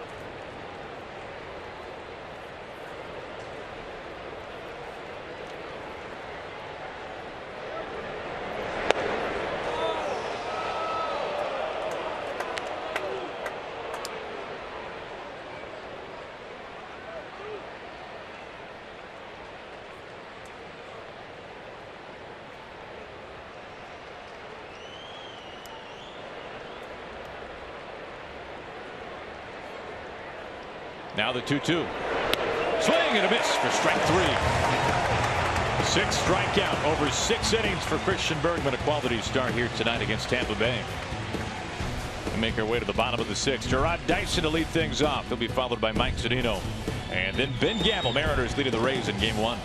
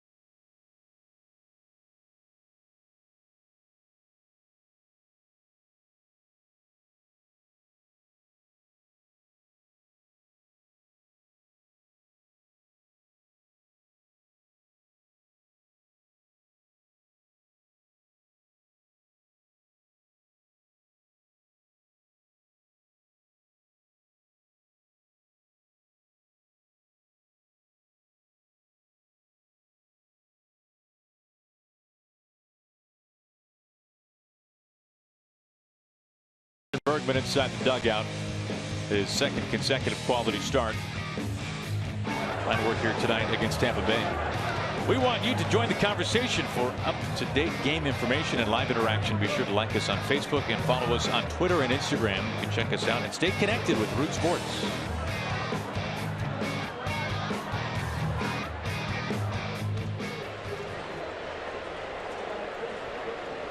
Dyson leading off the bottom of the 6th with a swing and a miss.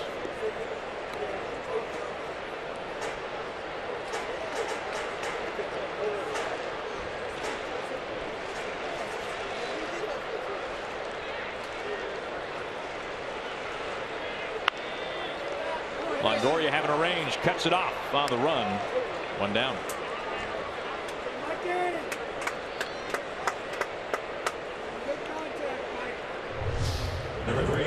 Right off the end of the bat. Longoria was playing even with the bag. Routine play for him. 1 out for Mike Zunino.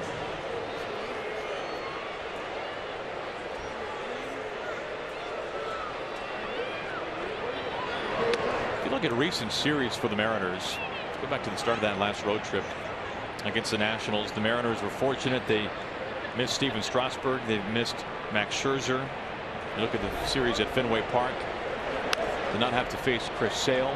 David Price was activated from the disabled list the day after the Mariners wrapped up that series. And now they did have to face Rick Porcello, and they did very well against Porcello, the reigning Cy Young Award winner. In this series, the Mariners are missing Chris Archer. Archer with 95 strikeouts in just about 80 innings.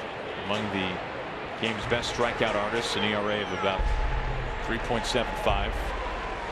Not having to face Archer here.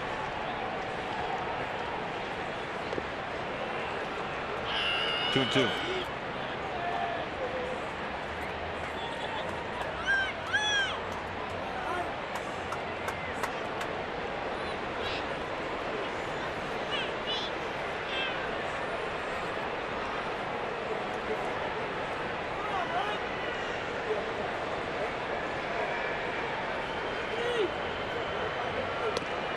Cut right through it.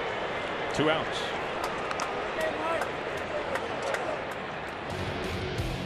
All right, roll time now for Who Am I, presented by Heritage Distilling Company's BSB.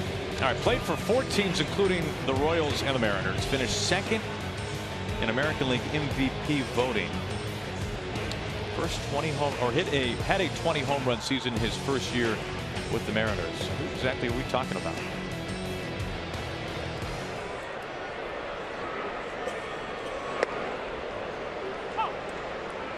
Strike one, called the gamble. That second place MVP was with another team. So give that some thought.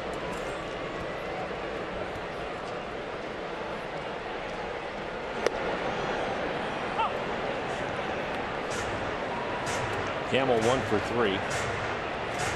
And hitting leadoff tonight. With Gene Segura going on the disabled list.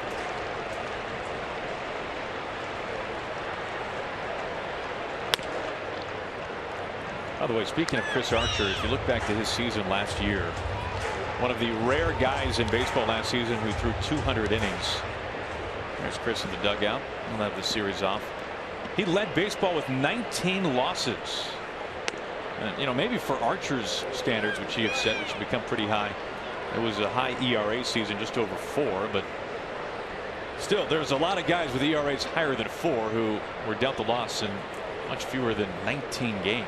I say that you can look at somebody's baseball card and you can throw a season out that's their worst and the season out that is their best, and you'll get their average. That probably is going out as Gamble picks up his second base hit. Wouldn't you agree? Yeah, I mean, you look at his numbers last year, 233 strikeouts over basically 200 innings. A lot of swings and misses. Gamble is able to park this into left field. But it kind of goes to show you that win-loss column is a little deceiving sometimes too. Gamble keeps his 6th inning going for the Mariners.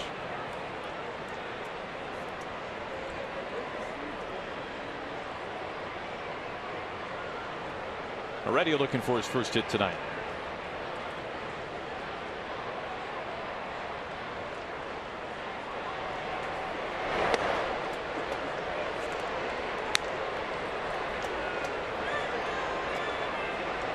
Pazos getting loose again in the Mariner pen.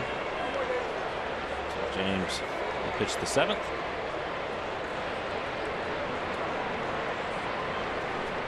Christian Bergman, 6 strong innings here tonight.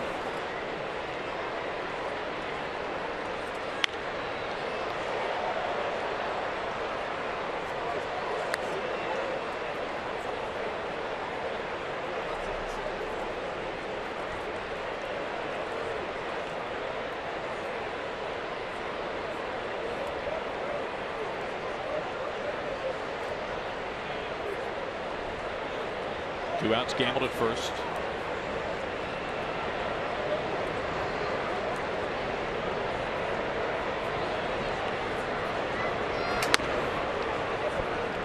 Think about pitching in the American League East versus pitching in the American League West. Now, there were more home runs hit in this ballpark last year than any other yard, but historically, Safeco Field, the Coliseum, Angel Stadium, 3 places tough to hit home runs. You look at the East, Camden Yards, Yankee Stadium, 2 of the easiest to park it out.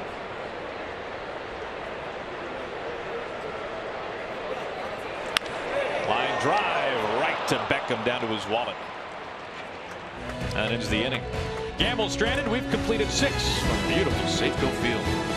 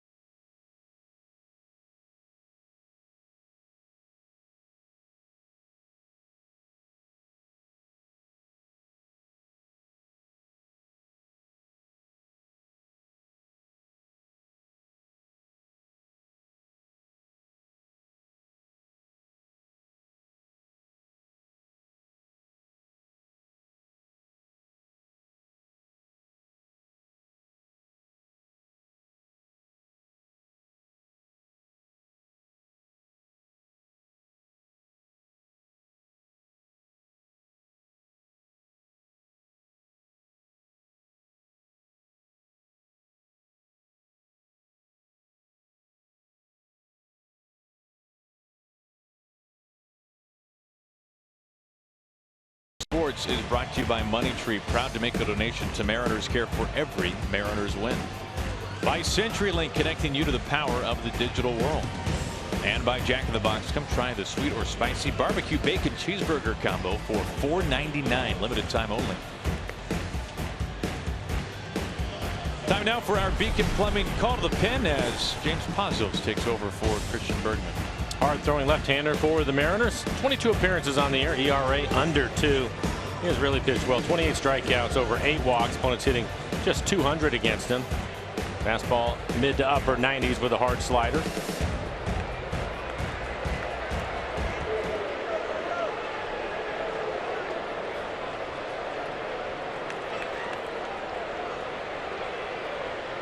Facing the left-handed bat of Cory Dickerson to begin the Rays' 7th.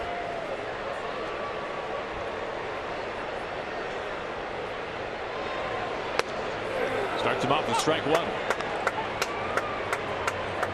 And for Christian Bergman, 6 innings, 7 hits, couple runs they were earned, a couple of solo home runs, 2 walks, 6 strikeouts. He threw 105 pitches, 66 of those for strikes.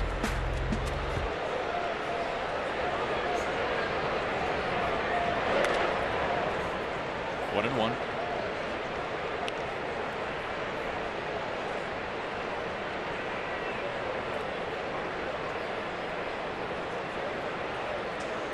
Dickerson leading the league in hits, 1 for 3 tonight, a single back in the first.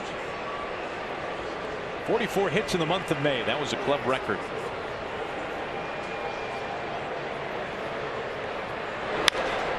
Ground ball, left side. Mueller can't get there. Dickerson 2 for 4. Takes a wide turn at first. Settles for a single.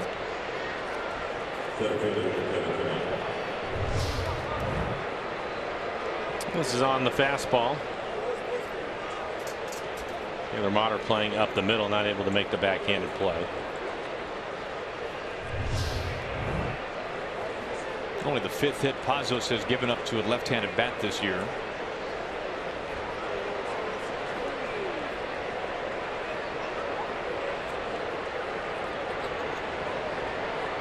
One on, nobody on. One on, nobody out, rather, for Kiermaier.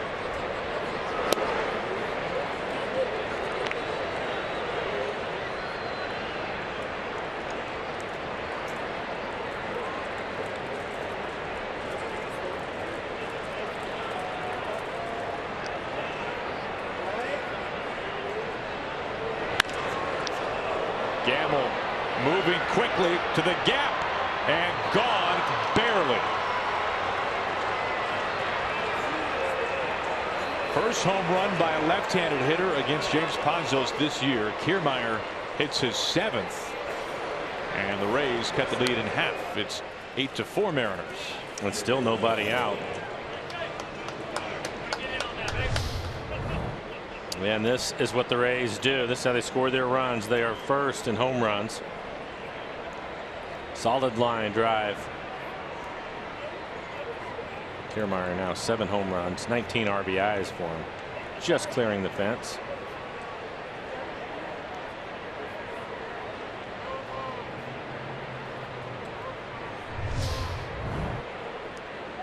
Now 4 runs on 3 homers tonight for Tampa Bay. Back-to-back solo blasts in the 4th. 2-run shot here in the 7th.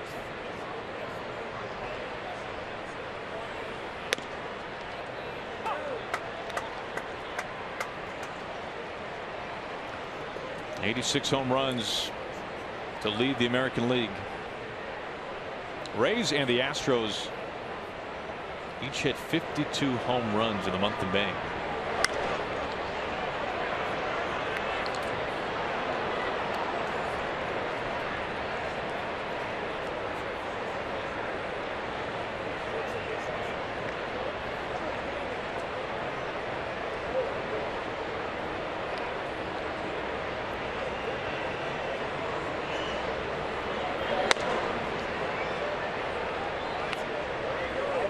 Ball and 2 strikes to Evan Longoria.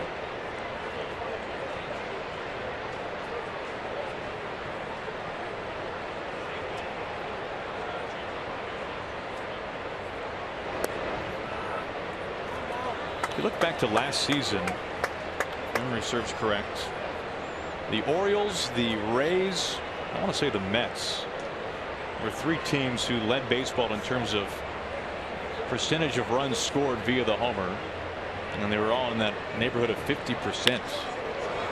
Cano with a stab.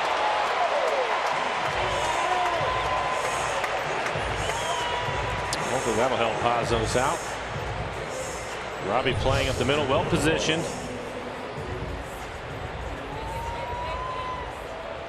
Can't hit it much harder. Backhanded play by Cano. Fortunately, it's slicing back to him a little bit, or just enough.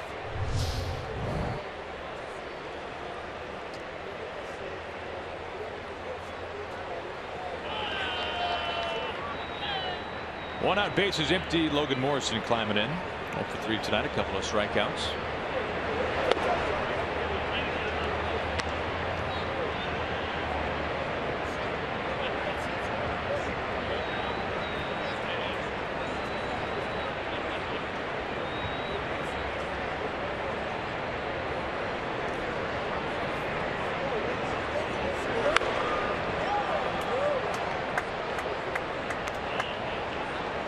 Farquhar getting loose inside the bullpen.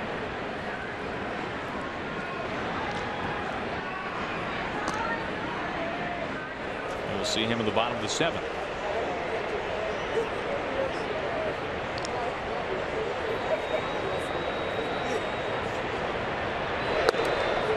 Talk about what a difference last year to this for Logan Morrison. Last season going his first 29 games without driving in a run for Tampa Bay. It was just an ice cold start for Lomo. Very different this season. In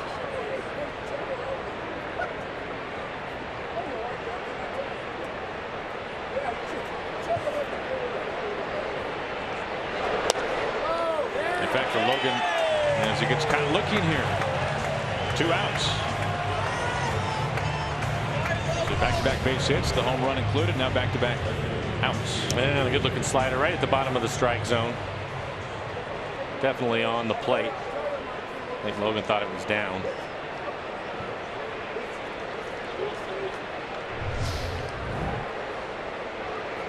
Two down, bases clean. Steven Souza Jr. the next batter. 0 for 2 with a walk.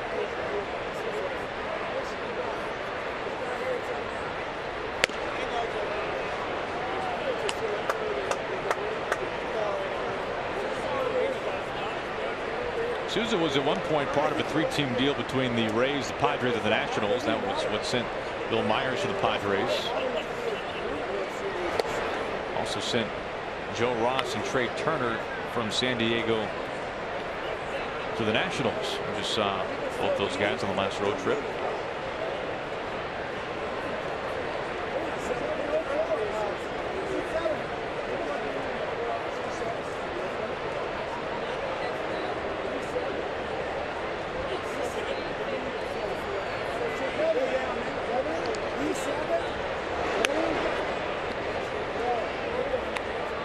Souza drew a 4-pitch walk back in the 2nd. He's ahead 3-0 here. It's not the command we're used to seeing from Pazos. 17 pitches, 9 strikes for him.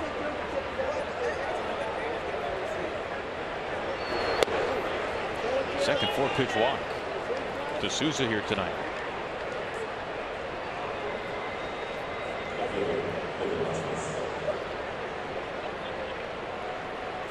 Keeps the 7th inning alive. And it brings out Mel Stottlemyre Jr.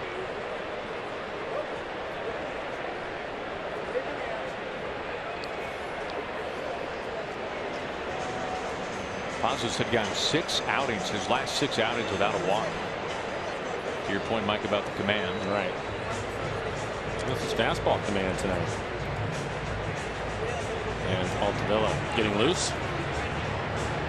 Just starting to throw. And then Pazos just 18 pitches.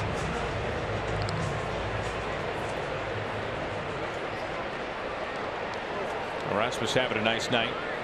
Solo home run and a single. As Mueller waltzes over on the first base side at second, they put the shift on for Colby.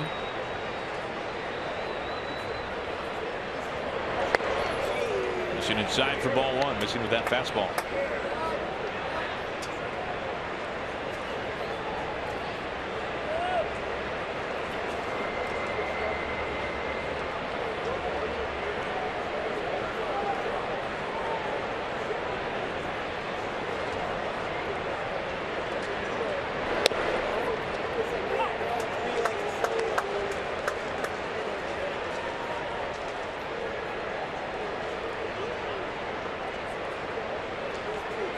Rasmus with a word or two for Pat Hoberg, our home plate umpire.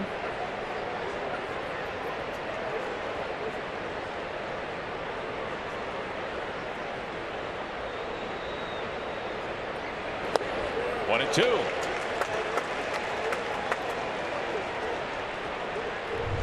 And a good breaking ball off the plate away. Gets him to chase it.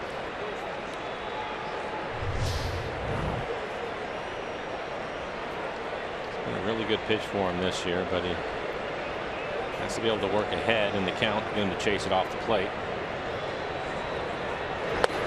It's Rasmus swinging. Couple of strikeouts for Pazos in the 7th, with 2 runs in on Kiermaier's home run out to right field.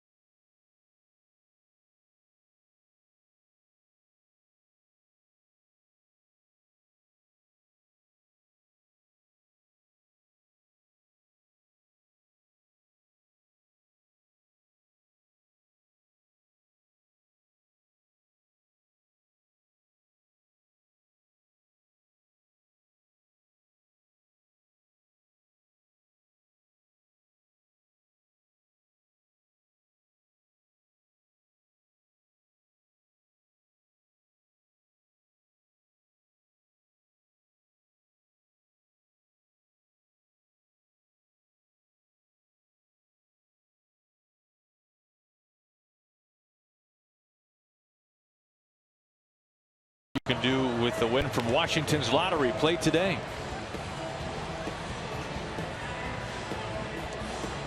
Bottom of the 7th, Mariners have the lead. We revisit our Who Am I, brought to you by Heritage Distilling BSB. Played for 4 teams, including the Royals and the Mariners. Finished 2nd in the voting for American League MVP. 20 home runs in his first season with the Mariners. Ace. Looking good. Al Cohen's rocking the specs, and about as quality of a Mariners uniform as you can possibly find. Danny Farquhar, Lord Farquhar up on the mound. 28 appearances, a 2-2 record, a 3.60 ERA, 25 strikeouts in 25 innings. He does have 16 walks. Well, it's only hitting 193 against Danny. His fastball 93 miles an hour. He's got a curve and a change. Daniel Robertson at third base. Longoria, he is done for the night.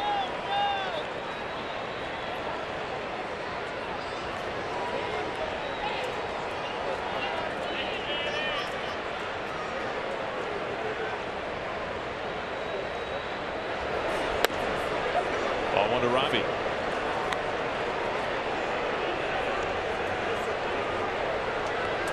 Well, Danny Farquhar made his big league debut with the Blue Jays. That was back in 2011, but then really made a name for himself here in Seattle.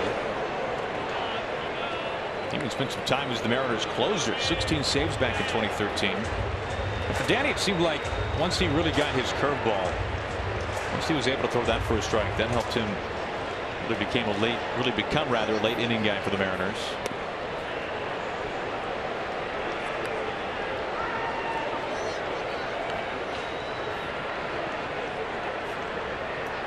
'66 appearances out of the Mariners bullpen in 2014. That incredible bullpen for the Mariners, really historic in franchise history. Farquhar was a big part of that.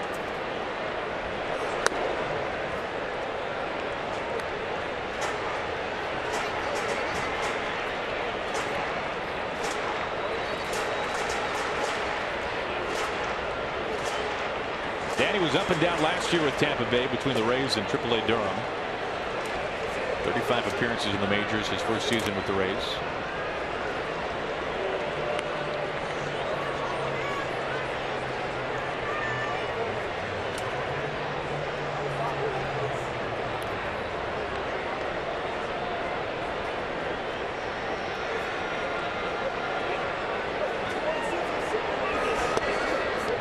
Robbie reaches base now for the third time, his second walk. Each of the last two times he has reached, he has later come around to score.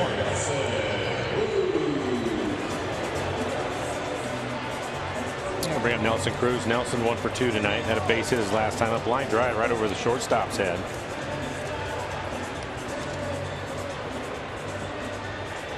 See how Danny wants to pitch him. They've tried to stay at the top of the strike zone with the fastball all night to Nelson.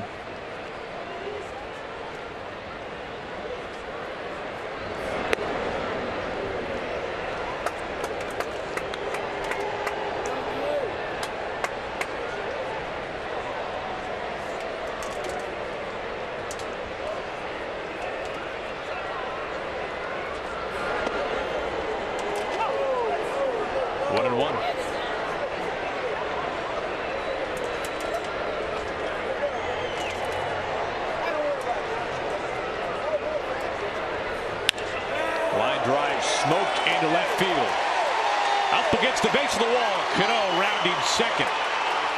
Out to third. Nelson Cruz shuffles into second base. Nelly now 2 for 3, reaching base for the third time.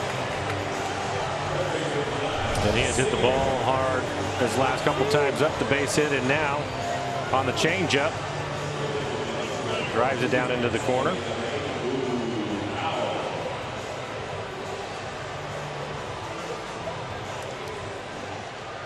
And that'll be it for Nelson Cruz tonight, replaced by Boog Powell, a pinch runner.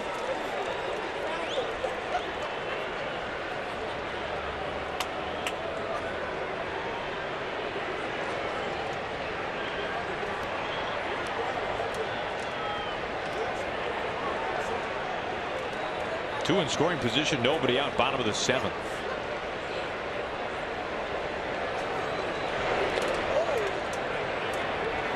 Morris keeping that one in front of him, ball 1.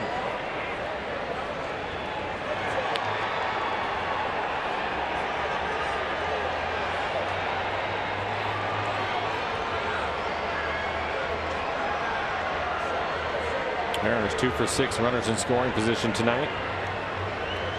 Boog at second base, a former Rays farmhand, headed as high as AAA Durham before being acquired by Jerry DiPoto and the Mariners. Infield in for the Rays.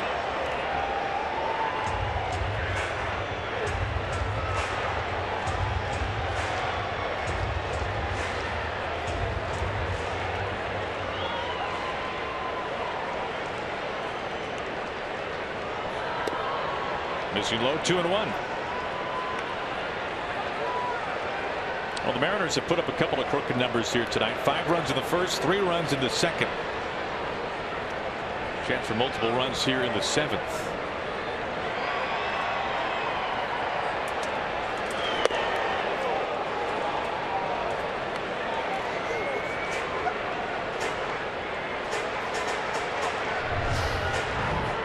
Kyle looking for his 6th home run of the year. Good swing on a fastball, middle away.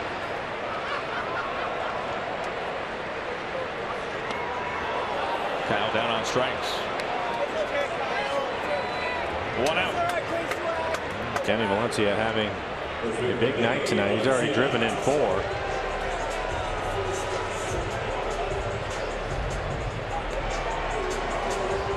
Rays will keep their infield in. Kenny with a double to right center and a home run into the bullpen. He also walked with the bases loaded to pick up an RBI. And he scored twice. Good night.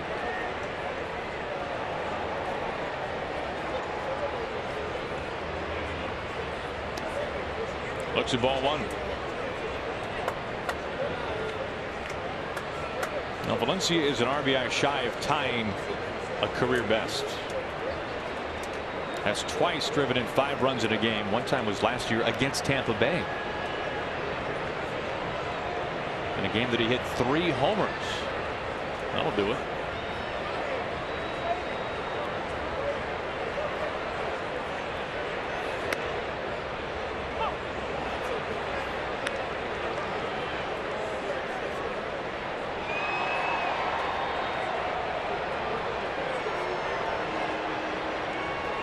First time Valencia had 5 RBIs was way back in September of 2010. Remember the Twins. The 1-1. High chopper over Beckham. Cano crosses home. Danny Valencia has tied a career best. 5 runs batted in tonight against Tampa Bay, and that extends the Mariners' lead. It's 9-4.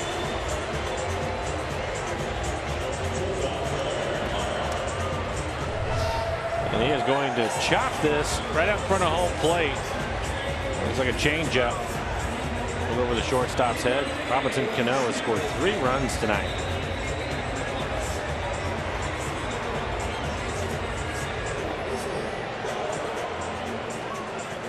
Now the barehand fly swat attempt was admirable there from Beckham. For his sake, probably better off that went into left field. Probably right about that. Runners on the corners for Motter. Our Columbia Bank difference of the game. This came early in the first inning. The backs packed for Taylor Motter. Well, with 1 out, they can score Boog Powell. He will have driven in 5 runs. There will be back-to-back hitters in the Mariners lineup with 5 RBIs apiece.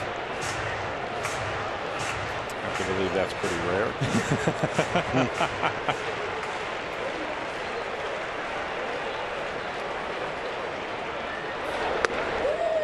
Now, what did Lou say about guys playing against their former team, Mike?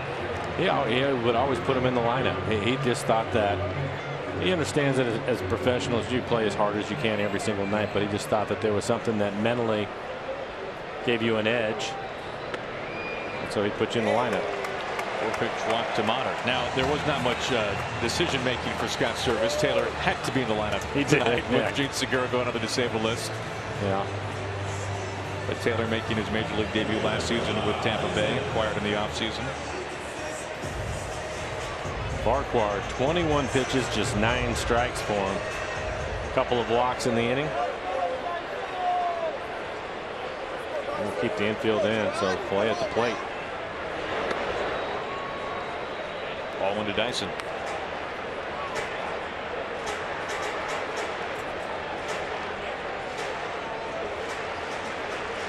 Only home run last year for Dyson was a grand slam. Mueller has it go off of his glove. Boog Powell is in. Danny Valencia is in. Motter first to third. The Mariners are just adding on here tonight against Tampa Bay. It's now 11-4 in the bottom of the 7th.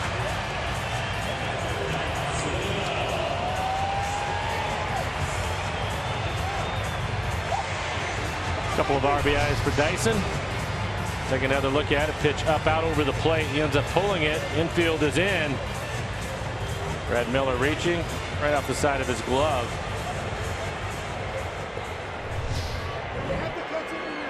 Mariners are 3 for 9 runners in scoring position tonight.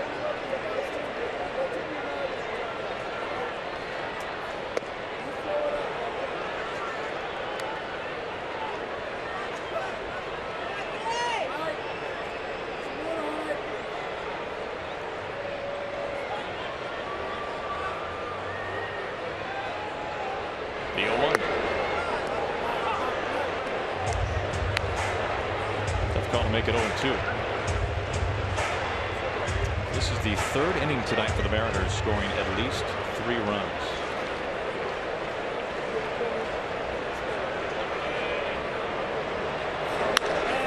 High fly. Left field to the warning track. Rasmus has room. Meanwhile, Motter, plenty of time to come down and score. They can make it now 12-4 Mariners on a very deep sacrifice fly by Mike Zunino.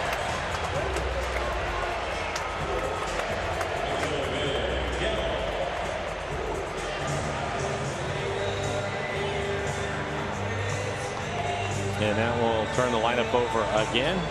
And Gamble, the leadoff hitter. This will be his 5th plate appearance of the night.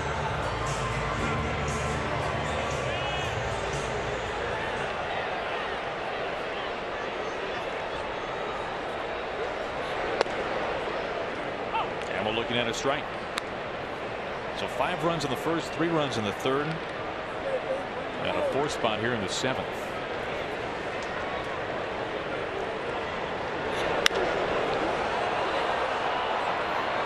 Rasmus camps underneath it for out number 3. A productive 7th for the Mariners.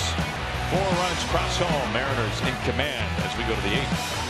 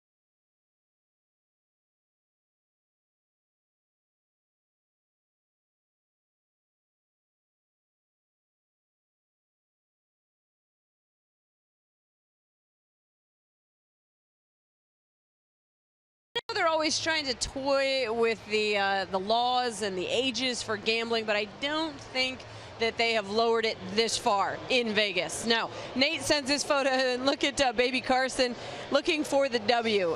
Not on the slots tonight, and that's a good thing. The hashtag to use is Where I Root, presented by Alaska Airlines. Craig checks in with the sunset picture from Safeco Field. Absolutely gorgeous. And finally, we've also got this one from SC checking in from Costa Rica, making us all just a little bit jealous. The hashtag to use is Where I Root, presented by Alaska Airlines. And we got another pitcher, Aaron. What are you talking about, Andrew? 70 degrees at first pitch. Felt like Costa Rica here in Seattle. Hey, Dan Altavilla is our Beacon Plumbing call to the pin. Fastball mid to upper 90s, hard slider for Dan. Facing Tim Beckham, the shortstop. No, Mike, we wish a very happy Major League debut to Tyler Smith. Talking about him earlier in the ball game. Takes over for Robinson Cano at second base as the Mariners have scored a season best 12 runs here tonight. Seems like a good time to get some nerves out of the way for the young man. I like it that he's in the game, and there's Robbie. A little bit of time off, well deserved. Scored 3 runs tonight, but he's also going to get a chance to hit in the 8th inning. So get that first AB out of the way. He'll be 3rd man up.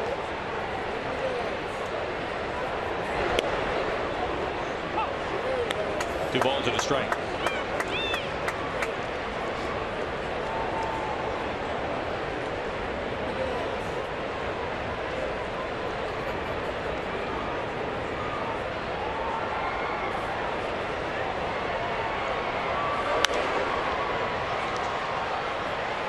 Dan, that's good fastball tonight, 97 miles an hour.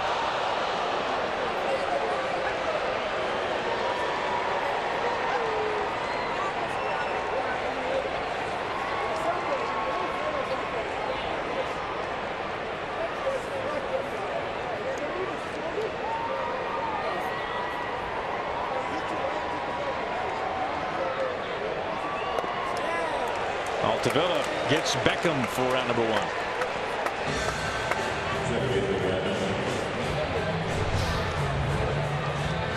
We'll take a look at it. Good hard slider. Out in front of it. Cheating on the fastball.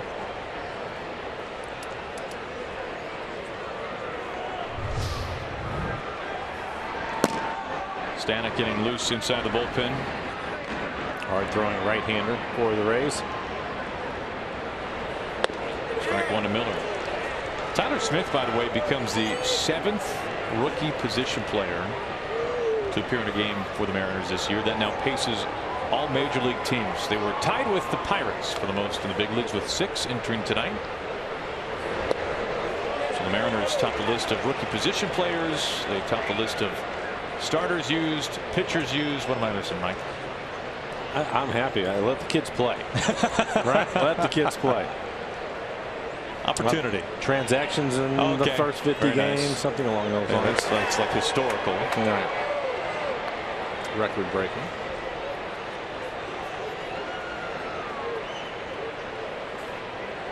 And all the while, the Mariners able to play .500 ball in the month of May.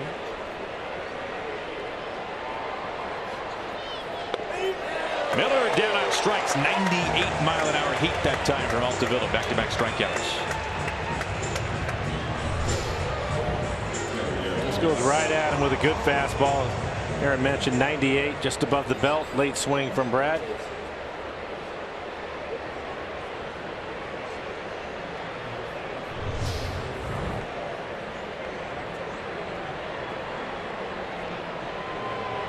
Two up, two down. It brings up the catcher, Derek Norris.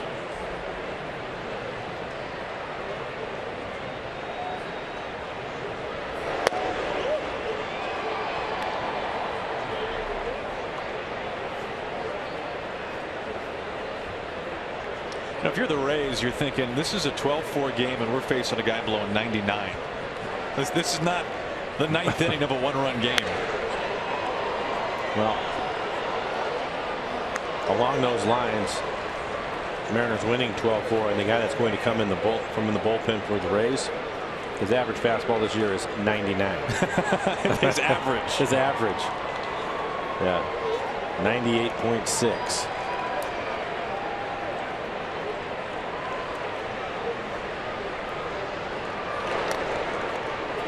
Two and 1. So I guess it's fair both ways. Yeah, I guess so.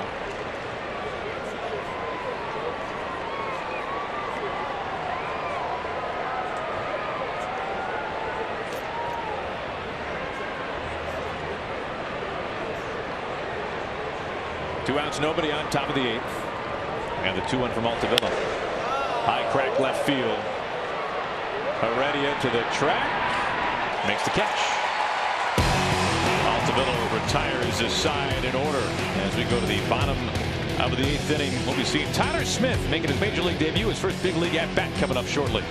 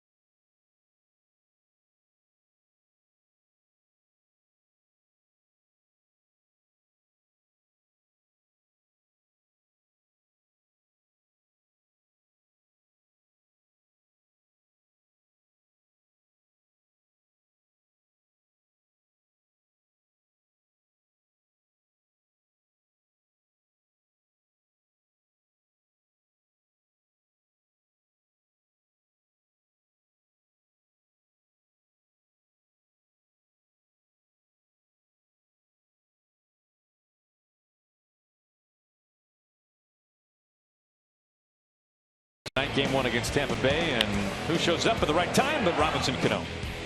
Pretty good night all the way around for Robbie.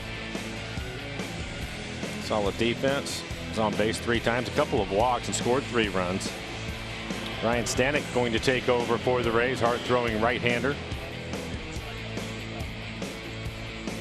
8 appearances, a 1.5 ERA in 6 innings, 6 strikeouts. He can get wild, 5 walks, only hitting .286. His average fastball this year, 99 miles an hour. Has a slider at 90, a curve and a change. Michael Martinez has taken over in left field. Colby Rasmus. We last saw Martinez with the Indians.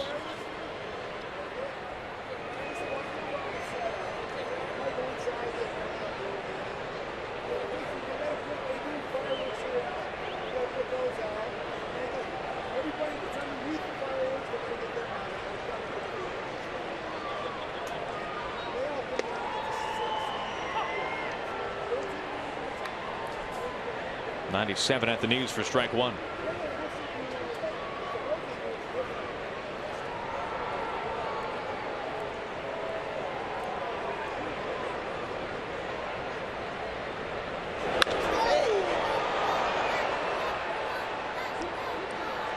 Rasmus is taken over in center. He makes the catch for out number 1. All right, now let's check in with Angie.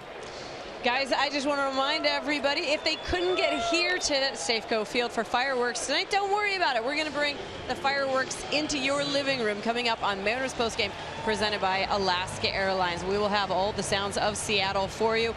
Also, we will get the latest on Felix Hernandez, and we will also head inside to hear from the skipper, Scott Service. It's all coming up on Mariners Postgame, presented by Alaska Airlines. And Jen Mueller certainly has her pick of offensive stars tonight. But I'm thinking Taylor Motter against his former team, the Grand Slam, probably the favorite. What do you think, gentlemen? I like it. You can't go wrong with that. Good night. First big league at bat for Tyler Smith, making his major league debut. You can see his numbers with AAA Tacoma this year. It's an exciting time for young Tyler Smith.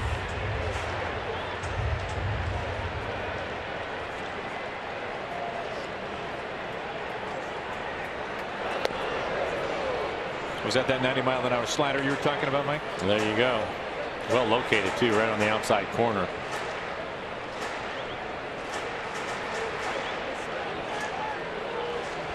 Tyler's going, isn't there some soft tossing lefty you got in the bullpen right now?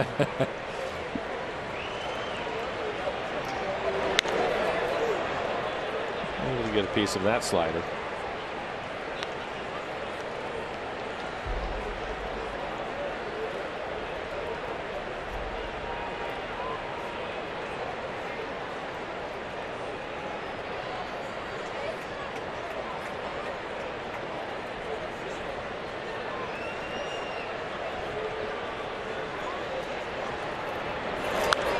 Off the hands.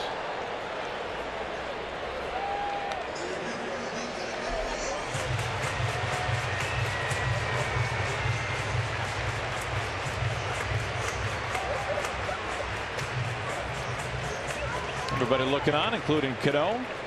Tyler batting in Robbie's spot.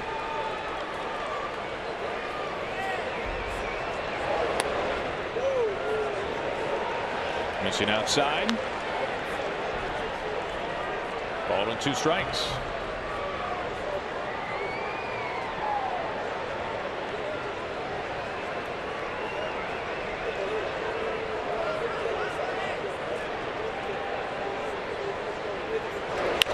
There you go. Drive left field. First big league hit and the first big league at bat for Tyler Smith. He's chugging into second base and he slides into the double.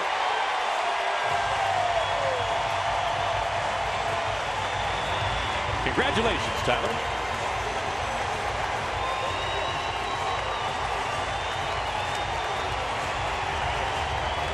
And that's the way you want to do it. First major league hit and your first major league at bat. And make it a solid line drive. And he can turn around a fastball. That's when he gets right in the middle of the plate, hits it hard into left field.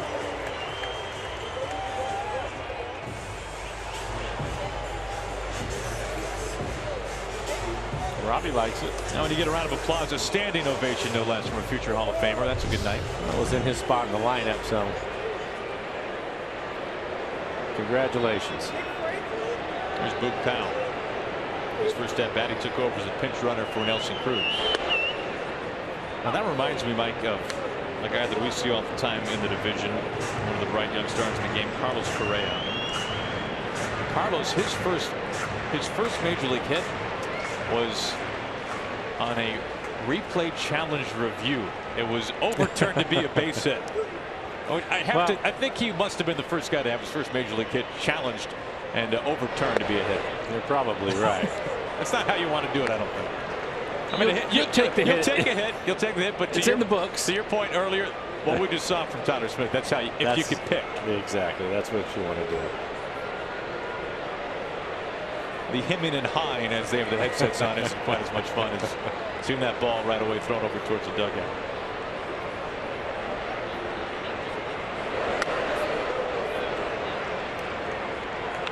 One and two.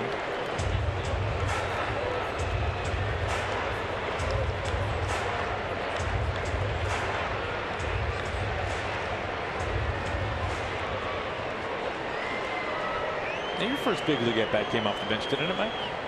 What's that? Your first major league at bat came off the bench, didn't it? Or am I wrong? I lined out. I wasn't going to bring that part up. But no, it's all right. The idea of I was happy to be up there. but the idea of basically, in Tyler's case, having an entire game to kind of take everything in. Right. It was similar for me. I was late in the game, just enjoying watching the major leaguers play. It was my first day in big leagues, just like his. And Bucky Dent was the manager of the Yankees at the time. Next thing I knew, the game was stopped, and they were all waiting on me. In out of the glove.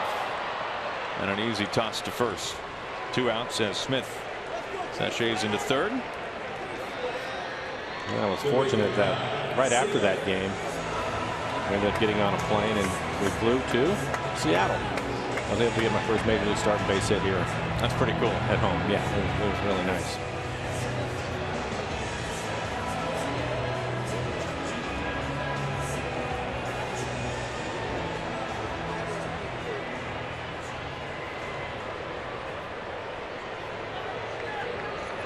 Two outs for Kyle Seager. They put the shift on.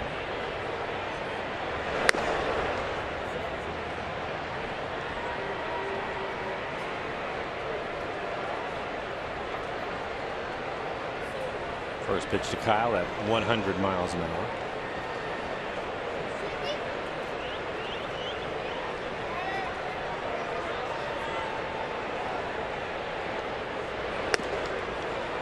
Missing with 101.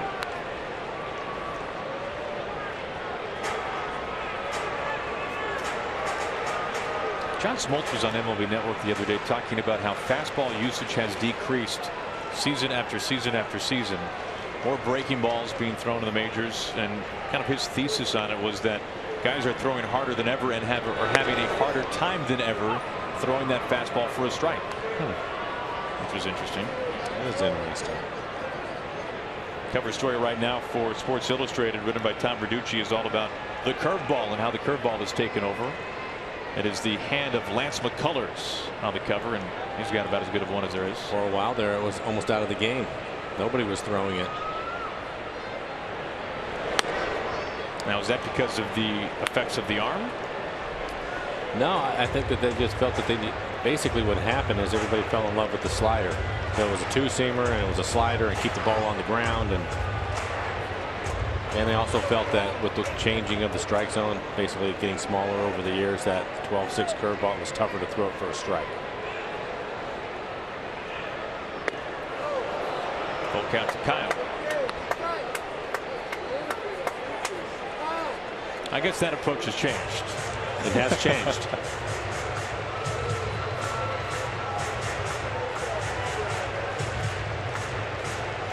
Tyler Smith at third base.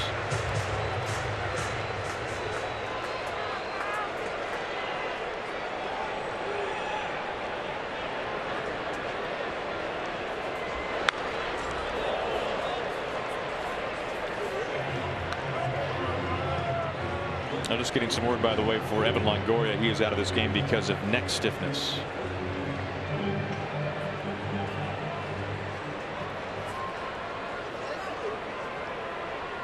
Two outs, a man on, bottom of the 8th. Mariners a season high 12 runs in this game.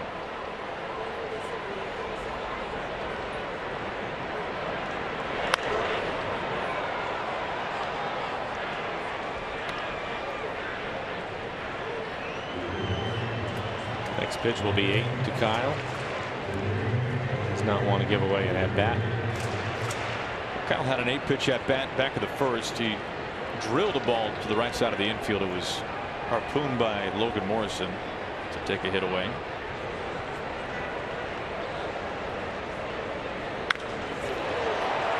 Martinez in left. The line's over for the 2-hand catch, and that ends the inning. Tyler Smith about to get some hearty congratulations inside the Mariners dugout. Picking up his first major league hit. Did not take long. His first big league at bat. Ropes a double into left field. Congratulations to Tyler Smith.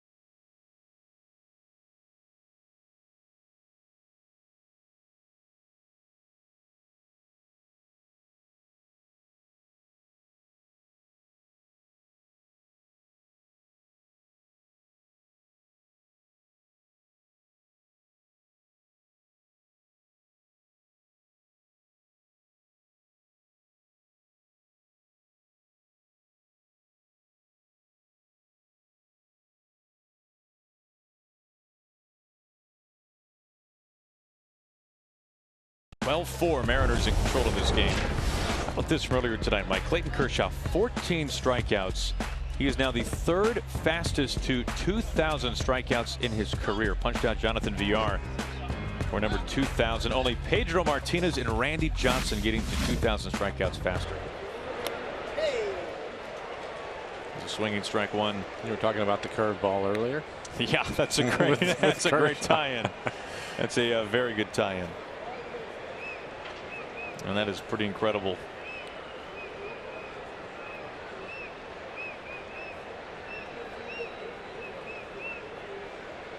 Last time the Mariners saw the Dodgers, which was, let's see, back in 2015 from Dodger Stadium, the Mariners did not face Kershaw. See him from time to time each season in the Cactus League. Saw him this year, spring training.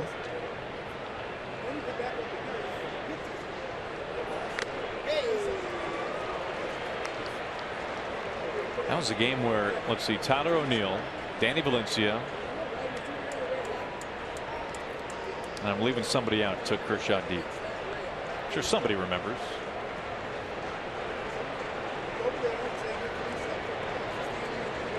That was Leonis Martin. Oh, that's right. That's what made it so incredible, the left on left. 2 outs left. Tyler Smith at second base for Cano. His first ground ball in the big leagues. Checking a lot of things off the list here tonight. Yeah, he is. Might take him a little while to go to sleep tonight.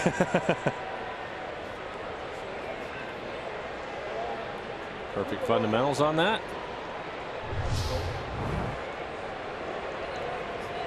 Michael Martinez, his first at bat.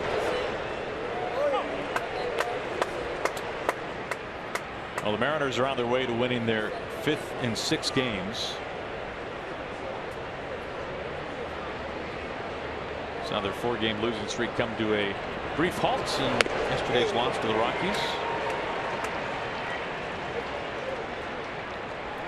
Second inning of work for Dan. He's had a good fastball tonight. He's been 97, 98.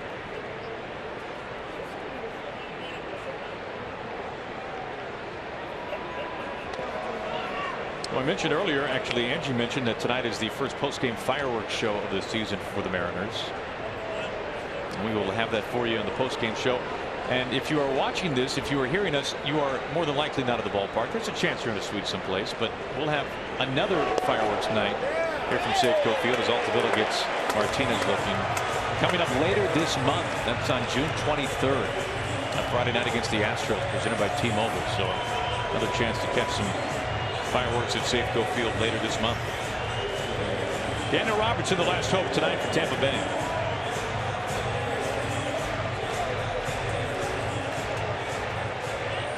Fireworks nights, a nice tradition that started back in 13.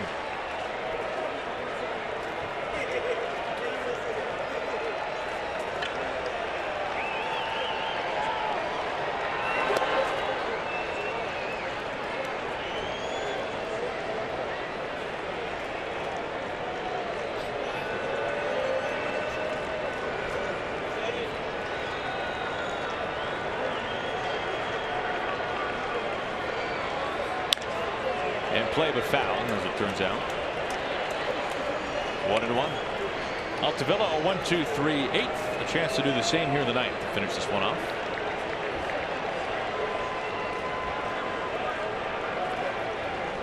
Plenty of offense here tonight for the Mariners.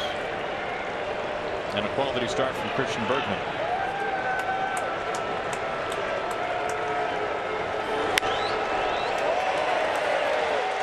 Let's see if the young man Tyler Smith will close this one out, and he does. Why not? Well, I think in this one tonight, Aaron, everything went the way Scott Servais would like to see it, and Taylor Motter, the big grand slam in the first inning. He had Bergman a lot of room to work with, and for Christian Bergman tonight, giving up a couple of runs, going through 6 innings, really helping out the bullpen. I don't think things could have gone better tonight, including for Tyler Smith, who gets his first major league hit. This one had a little bit of everything, but a ton of offense, and on a night where the Mariners lose one of the truly best leadoff hitters in the game, Gene Segura, on the disabled list, put on the DL today after the ankle injury. Boy, you could not have asked for anything more out of this lineup. And Taylor Motter, his last 2 home runs have been grand slams. That's not too bad. No, that's pretty good. And we talked about it earlier when he took over for Segura. When Segura went on the DL the first time, he really played well. So maybe that'll be the case again over the next couple of weeks. And a career night for Danny Valencia. 5 RBIs, that ties the career best, 3rd time in his career, and the big swing drives in 3 with this one. Bases loaded walk for Danny, the 3-run homer, and an RBI single earlier. So Danny, a fantastic month in May, hit over 300, carrying that over into the month. And just hope it just continues in June. They certainly are going to need the offense, as you mentioned with Segura out. The good news, though, Nelson Cruz back in the lineup today. Right now, let's hand things down to Jen Mueller, who has one of the stars of this game tonight. Jen? Yeah, certainly the second grand slam of your career. How close were you to actually getting that grand slam a couple pitches earlier in that at bat? Yeah, you know, he left the cutter up, just missed it, went foul, stayed on a good curveball and hit it well. You know him fairly well. You know that team fairly well because it is your former team. A grand slam is going to be sweet any way you cut it, but it is a little better against the Rays. Definitely. It felt good today to do that, especially against this team. I was excited. Early runs are important, but as a collective group, how satisfying is it to drive up that pitch count in the first inning? It's always good when we can get to their bullpen. Let's wear them down for the end of the series. Oh, come on. There's got to be more than that because that was an impressive effort by the bats. No, we had a good day at the plate today. 1 through 9 battled, 1 through 9 hit well. Drove a lot of runs in. It's good for our pitchers, good for our bullpen, bad for theirs. You were getting the opportunity to take over for Gene Segura for a second time this year. I guess, how do you approach that, and is it different than earlier in the season? No, I just go out here and help this team win ball games. If that's doing what I did tonight, if that's taking walks, if that's playing good defense, whatever it's going to take. But we need some wins, and I'm here to help them. Last question is about your teammate Tyler Smith, who gets into the game. He gets his first big league hit. He gets some putouts. Man, could he make it look any easier? No, he faced a tough pitcher there at the end. I think he hit 100 on the radar gun there. So to see him get that double first hit slider was a good thing for him and something he'll remember for a long time. You're going to remember this night, so will he. I have a feeling there's some celebrations that are going to take place, so why don't you go inside and enjoy them? And thank you for contributing to the early fireworks. Absolutely. There you go. Taylor Motter becomes just the second shortstop in franchise history with multiple grand slams in the course of a season. Alex Rodriguez was the other. As I mentioned, the fireworks started early tonight. We're going to have the full fireworks display coming up when Mariners postgame presented by Alaska Airlines gets rolling with Brad Adam and Bill Kruger on Root Sports.